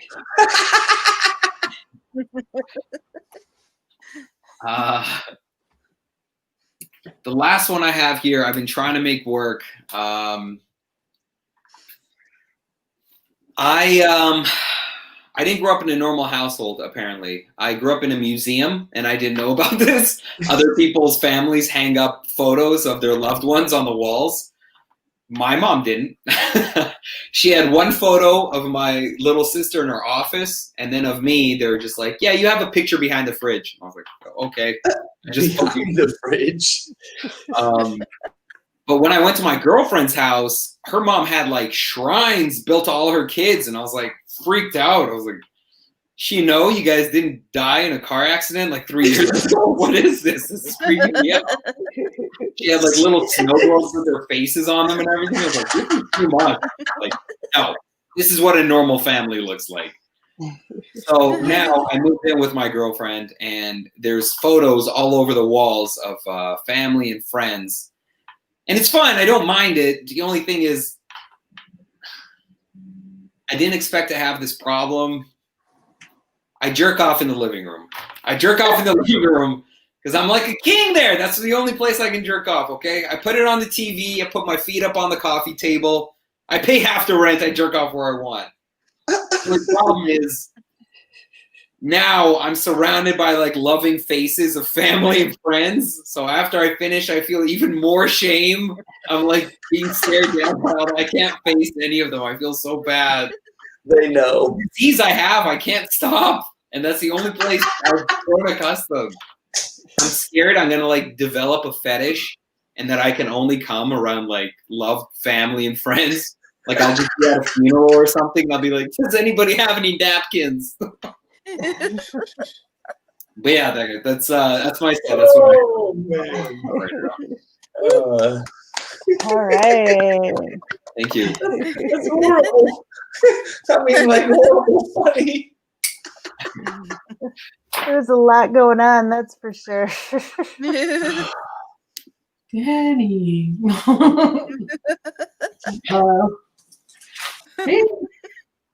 don't know. I don't have anything to add to it. It was good. I'll tell you guys a true story about that joke. I won a comedy competition at my local club here because my parents were in the audience, and somebody shouted like it was a suggestion show, and they shouted "jerking off," and I couldn't think of anything else except for that story. And I haven't visited my parents since. So, yeah. Yeah, and it may be even weirder that you don't really know half of the people in the pictures because it's your girlfriend's family, and you're like, I've never met her Uncle Steve, but that's a picture of him. Apparently, he watches me jerk off all the time. Like he lives in Vietnam or something like that, and it's like he comes home and he's like, "I know what you've been doing." What? No. Yeah, I've been dating your sister. We've been loving each other. We're gonna get married. No, I know what you're doing. Right. Well, now when I meet these new family members, I feel uncomfortable because they see their pictures all the time or something like that. And or like the family member comes to your house and they're like, "Oh, it's so nice that you got a picture of me in your living room." And you're like, oh, now I got a person to actually go with that picture in my head when I'm jerking off to Aunt Selma over here. Yolanda, did you have some stuff? Yeah, just kind of what you guys were going off of. One of the pictures you could focus on is be like her Nana that she like adores and loves, and she's like 17 years old, and she comes to visit you, and you're like can't make eye contact, and that kind of thing. And but she knows, she's been around 117 years, so she knows what you're doing in that living room. And then she could lean over Thanksgiving dinner and whisper in your ear and say something, a joke, saying, yeah, I know. Or, saying, let her tell the joke, like, I know that boner, or, you're youngin', or something like that, to that effect. Like, that would be kind of cool, because that would be kind of creepy. Something about using condoms or something. Back in my day, we didn't have condoms. Something, I don't know. Well, just something like an old lady would say to a young kid. She could say, just wear a sock, even something polite. She could suggest, don't forget to put the sock on, basically clean up after yourself. Something a Nana would say, What if, back to the incest, what if she was like, hey, would you want to knock the dust off of this bad boy? Or there you go. Well, you could say with the sock. She's like, it's been a long time for me. When you were talking about the homeless guy holding the cardboard thing, I think maybe you could even switch that, because you're setting it up really well, and it was flowing. And then you said something about the homeless guy holding up the sign. You just blew right by him. You can even make it insane, like the lady was giving birth in the corner with the cardboard sign, and you're not looking because you don't want a negativity, and you just. That's even more funnier because it's a pregnant lady giving birth on the corner. And you don't want no negativity. And then the last part you ended, it was great. So yeah. So something absurd like that. Cleaning the house and your weed, that was great. Yeah, that was really good. Jokes there. And then done that too, yeah. Call. When you're talking about your conference call, you're like, shh, you're telling your girlfriend, I'm on a conference call. But instead of saying, you said with Rogue, right? Who? Joe Rogan. Joe Rogan. Instead of him, that's kind of like typical. You could say, you're high as a kite, right? So you're like, I was on a conference call with Giuliani or Trump. That's even more like, oh, So you could say that too. So pick somebody that's going to be crazier than like a paranoid, like you're kind of paranoid almost. Having a conversation with them because you smoke so much. You're like so much paranoia. Somebody that everybody would know, or that's as just crazy. Like, yeah, you would never talk to, but yeah, they're there. Like maybe Alex Jones. Okay, yeah. And then your picture, the one you're talking about, your picture is not in. Your mom didn't have no pictures of you. Same thing happened to me. You can like you're continuously always looking for that damn picture. You look for it all over your mom's house. You're still you're hopeful, and then you're like, either you find it on the recycling bin, that you're like, but it's not in the inside of the box. It's on the outside. And then you're like thinking, maybe she wants a redo. I don't know, but maybe you never find it. So that would be kind of, because that's endearing the audience to you.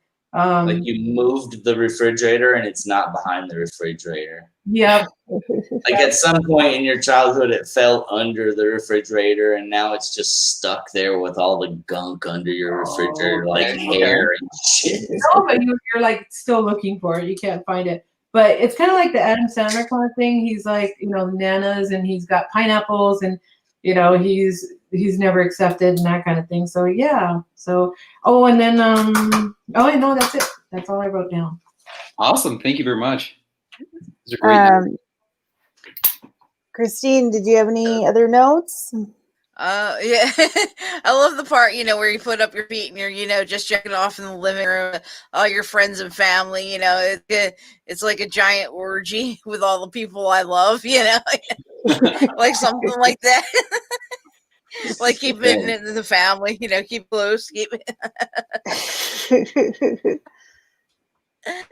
Like something like that. Like that, awesome. Like how you clean the house when you're high. Most people get high and they think that they clean the house, but you actually did. So that was funny as hell. But yeah, I like the jacking off. So that was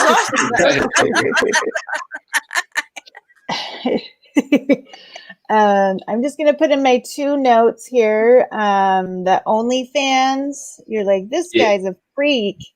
I kind of wanted like 2 extreme, like, this guy wanted anal play and this guy wanted this. Okay. And this third guy was like, what a freak with the chocolate or whatever.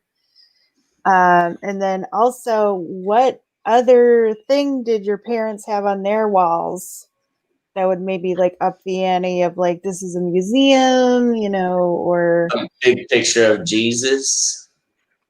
Yeah, it's like just a single like cross on the wall, or austere, severe decorations. So Okay, yeah.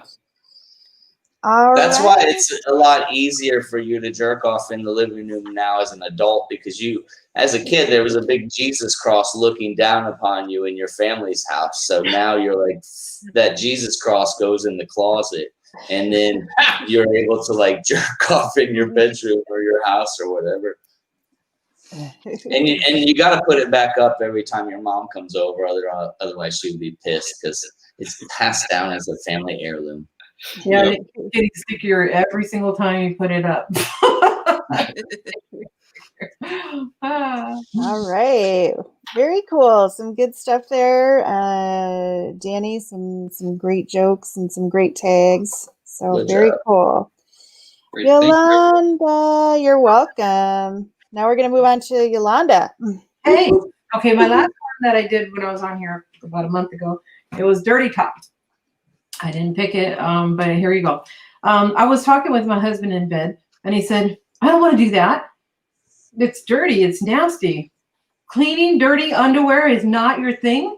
I tell my husband, men like dirty. They wash their hands less than women. Women rinse. No soap. They just rinse. That's why women snatch up dentists and doctors all the time. It doesn't matter that their doctors and dentists are in the other people's space and women's space, all up in their grill.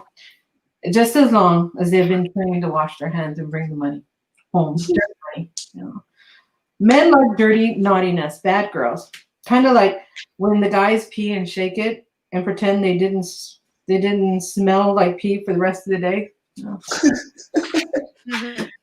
That's why men like dirty talk more than women. They can be dirty, rugged, and nasty, but you never see them soaking their underwears in sinks, ever. Now that's rugged, dirty, filthy, nasty work.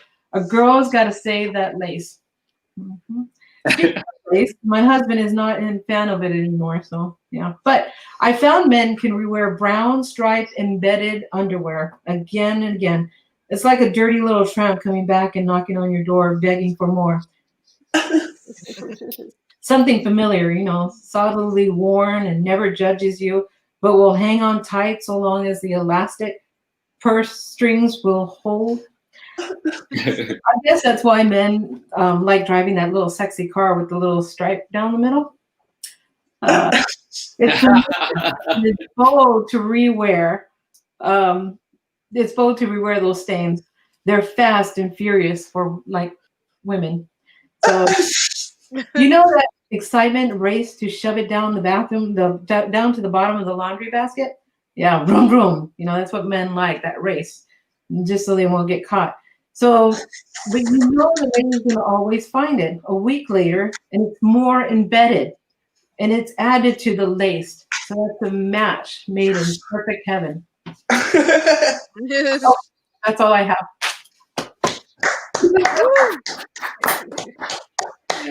All right. Oh man, I'm gonna be right back, but you guys definitely give all the feedback. that hit close to home.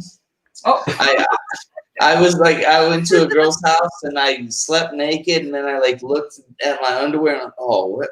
That's not cool. I could see like a stain there, and so I took them home and put them in the washing machine, and then I realized that it doesn't come out. So like it's like there, and I'm like, I gotta throw those away, but they're still fine. I just can't wear them to like somebody's house when I'm going to have sex or something, because if they're on the floor, then they're gonna. So I decided to just buy dark underwear now, black. Yes. So, So it is true. There you go. no, it's totally. I don't have that many underwear. Like one pair's got a whole rip in the back, and I just wear it. I don't know why. Like Why? everything's cheap here, so like I could just go buy new underwear. Really You cheap. don't. That's the point. You don't go and buy new underwear, Jeremy. That's I don't buy. I got a broken flip flop, and flip flops are like $7. So boxer shorts are like probably $1 or something like that. So to you, flip flop is like a thong, but in underwear. So that's why. That's why you don't. Yeah, but it's still broken. Yeah, so fuck, man, I'm a loser. I shouldn't be telling you this. Oh, then I'm talking to Jeremy this whole time. This is wonderful. Yeah, there's so many different things that you brought up with dirty talk, though. I mean, yeah. Yeah. Like they're shake it and they don't pretend they pretend like they don't smell like pee no more for the rest of the day. Yeah. Yeah, sometimes I don't wash my hands after I pee. But like I've always said, if you're gonna pee, you should wash your hands before you pee. Because your hands have been outside of your body and you're gonna touch something that's been under your clothes the whole time. So the everything's on your hands, so why not wash it before you touch yourself and not after? So I don't pee on my hands. So I mean that's very important. Still, I learned it when I was younger. Makes it go all over the place. Plus, why do men shake it, put it back in their pants, zip it up, and then the next thing they do is this? They Well, we shake it because they don't put little rollers of toilet paper there, so we can dab it off with a piece of toilet paper. We just gotta shake it. That's how culture is. And the other man next to you, he's like, "Oh, okay." I sit down and I do the dab. He's got wet naps as well. So. No, wet naps clog the toilet. Ask me how I know that one.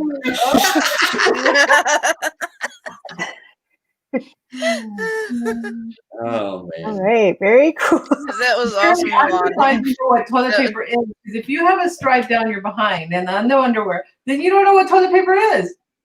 Yeah, but we don't have toilet paper here in Asia, really. You got like a squirt gun, and you just spray water into your ass. You can buy toilet paper, but I don't buy it anymore. All right. I mean, think about like if you got shit on your hands, you're not just gonna wipe it off with a piece of paper. You're gonna go put some water and soap on there and clean it off. So I do that with my asshole. It's clean. Makes sense. All right.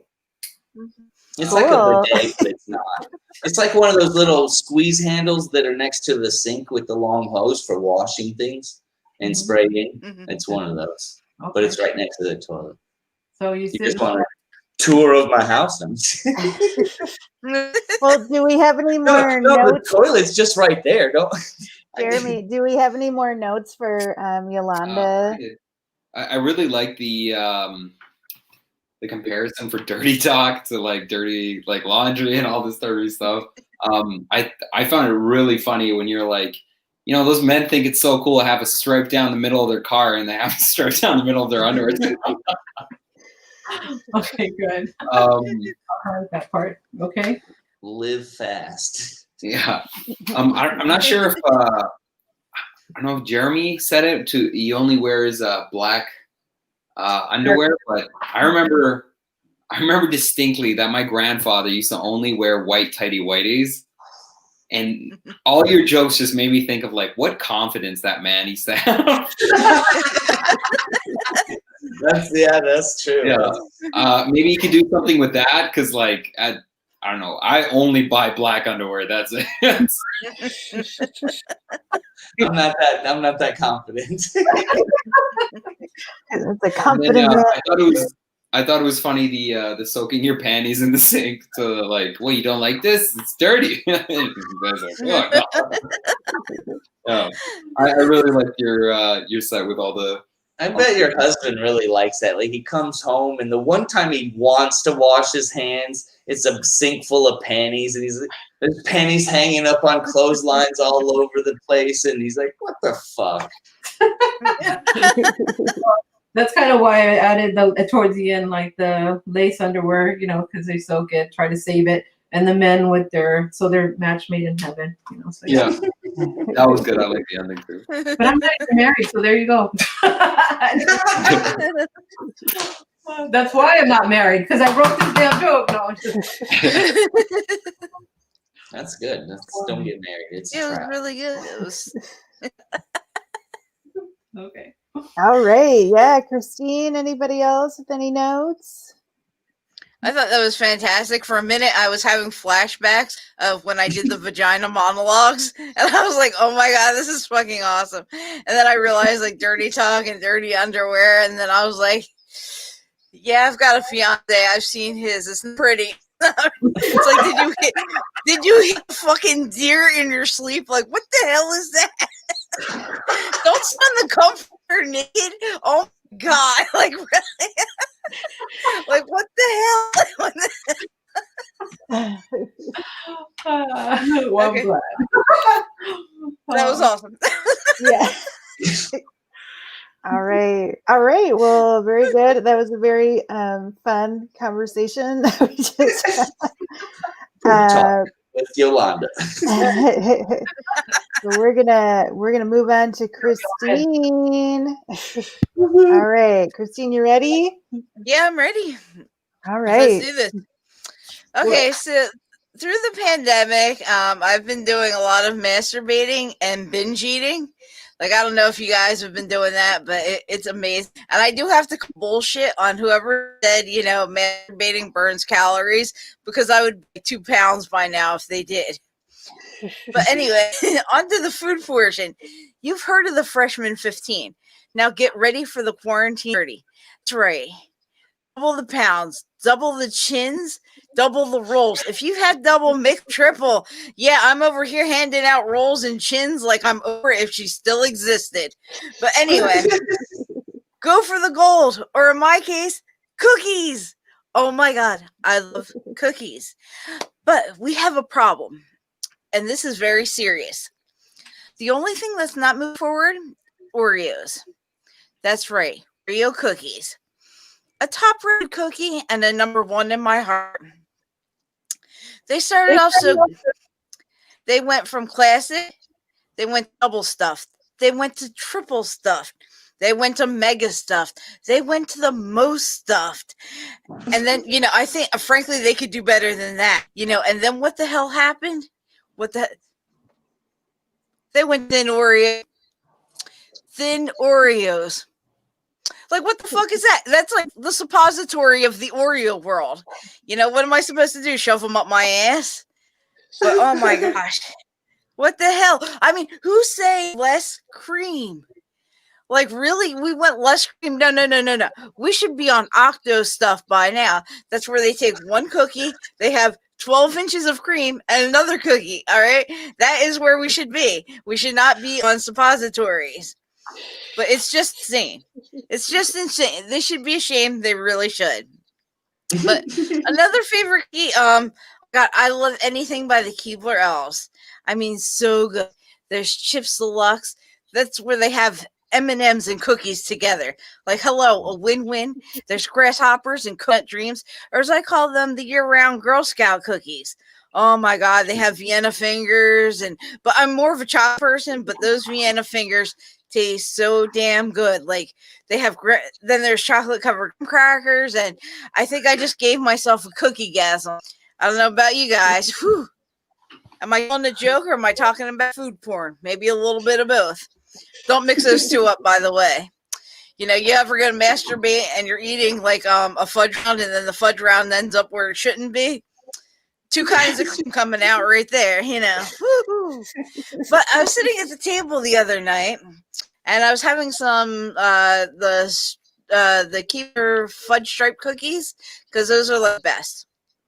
And then I got to thinking, And here's the dangerous part. Smoke is coming out of my ears.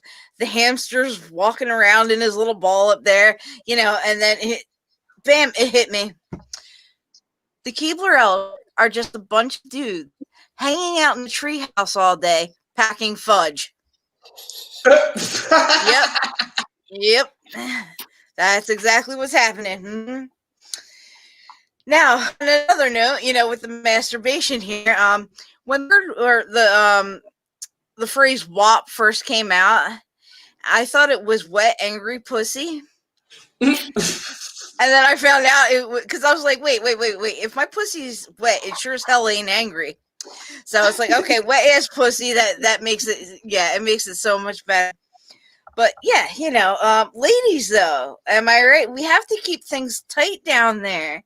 Like, we can't just let things start flapping around. We've got to do those Kegels, It's like nobody wants elephant ears just flapping around in the wind.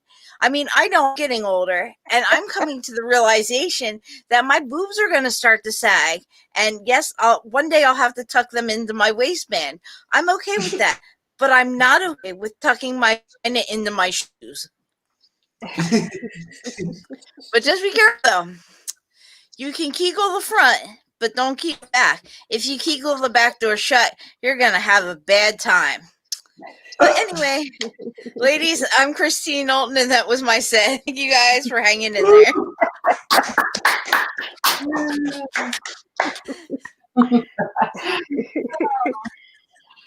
Anybody needs therapy after that? Or a shower. Definitely some food porn going on there. I like the part where you're like, I'm giving out chins. I'm kind of like Oprah that way. You get a chin, and you get a chin, and you get a chin. I kind of wanted that to happen. Look under your chair. That's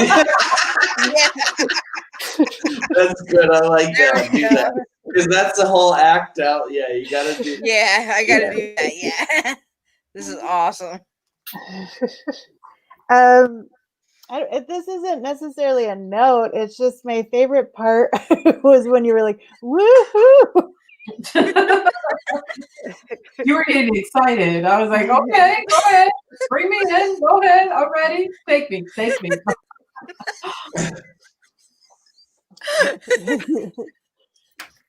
All right. Anybody else with notes? I was thinking you said you had the single layer cream Oreo, the double layer, the triple layer. Why not the cream pie Oreo? It's just all cream. And then there's two black ends. So, that's kind of weird. No, I get you. Just a sleeve full of cream right there. But it's definitely not incest porn because it's black people and white people, but Oreos and cream. Oh wait, I guess never mind. Okay, let's. All right. Something to think about. So Yolanda, you had some notes? Yeah, the connection was bad a little bit, but I did get what you were talking about, the Oreo classic and the mega stuff and the Mo stuff. I mean, that was funny. So yeah, and then so you just kept leading up, and everybody loves Oreos, right? I mean, if you smoke weed, yeah, they're gonna like all that. It just went off, and then the thin, you're like, it's a suppository, Oreo. It's like, and you're ready for octo stuff. Like I'm like remembering all that. So you can go with the thin Oreo that they came out with. You're like, it's crumble, you're like, so you smash up the little thin one, and then you roll the double stuff, the octo stuff, and you roll it, and you just crumble on the ends. Like you're committed. Oh, that sounds good. I like that. Oh yeah. I'm gonna. And then you're like, later. hire me, Oreo, what the hell? So yeah, and then your Eber Elf, year-round cookies, that was good. The Keebler elves. That was fucking funny, yeah. And it's true. It's absolutely true. And then you're like hiding the Eber, the elf cookie in middle of the octo stuff. Like you're really piling it on. Like you're like ideas, talking to the hiring manager at Oreo, whoever Nabisco, who makes that stuff? Yeah. So, and then you come out with fudge coming out. You can even go to that extreme, explaining all this stuff, and then it gives you diarrhea. And then you're like, oh, that's where the fudge came from. And then you dive into that and say, Dive into that. So yeah, and then you stuff the diarrhea in there, you'll eat that shit too. So it's like, yeah, so it's like even more, like pile more. I think it's fantastic. Okay, awesome.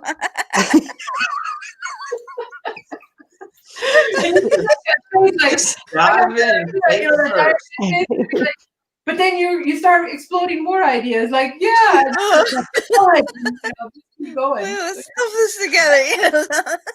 You're probably stoned whenever this happens. I feel like you could go in a different direction, and this is just where my mind goes. Like the Oreo cookie is like so thin that it's like a body of Christ, like wafer at church. Like, what is this, church? Like, I don't know. What if you go through all this preparation, you crumble the Oreos and you get all the cream ready and you get ready to make everything, and then you're so stoned that you decide to take a nap. So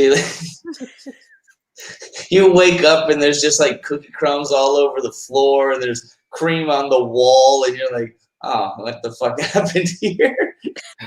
Never mind. Danny, do you have any Ton of melted ice cream. I thought the masturbating and binge eating was two funny things to put together. I wanted to hear more about like them kind of like colliding together, like you said about the fudge. Yeah, the fudge round ended up in two different I kind of wanted to hear like, I don't know, getting freaky with the like, oh, I was choking myself with Twizzlers and like, I don't know, putting ice cream on my nipples and I don't know, some crazy stuff. I wrote something like, Danny's got a dark past. Lots of cream, but I think Jeremy's is way better with two blackheads. Everybody just wants to see two blackheads with a lot of cream in the middle. This is food porn. It is. Maybe, I don't know, this is a porn reference, but right in the center of the middle of the cream, there's like one vanilla Oreo. Okay. So it's black and black and then a white girl in the middle, but there's a lot of cream. I like your tag. Just like in real life. Just like in real life, with two black guys and a big chick in the middle. No, I've never seen that in real life. All right. Okay, so anything else about Christine's set? Any other tags? Any other jokes? No, it's a good set. Yeah, good. All right. Well, you guys, we got through it all. I appreciated the feedback. And I'm definitely going to use some of these notes, and I hope you guys found it rewarding as well. Some good notes to have.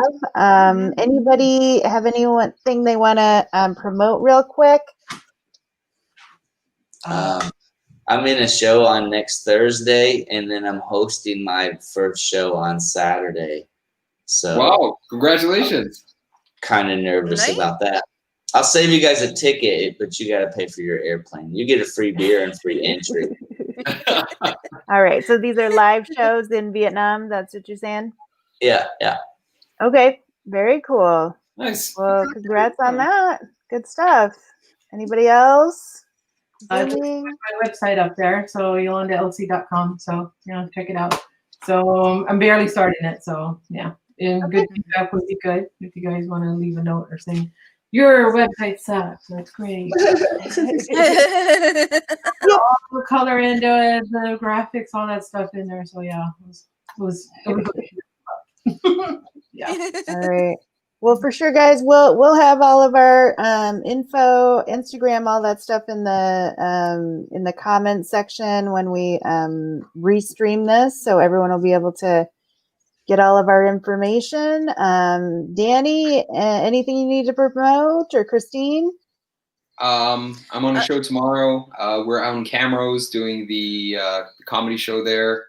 And I've started my own podcast. It's called The Ploppy Podcast because everybody gets my name wrong. So yeah, I have my first guest on this week. So I recorded that, and that's going to come out Monday. Okay, very cool. Christine, you got anything? Tomorrow I'm an Australian open mic. I can't remember the whole name of it right now, but it's a really long name, like the Australia like comedy club or something like that. Yeah, that's on tomorrow, and then next Thursday I'm hosting my very first time over in London. I'm doing the Reckless Comedy Podcast, so that should be fun. And I'm sure there's something in between, but I can't remember them. I DRS can't remember shit, so here we are. Check out crackcatcomedy.com for more information. Okay. Very cool. Well, guys, thank you so much.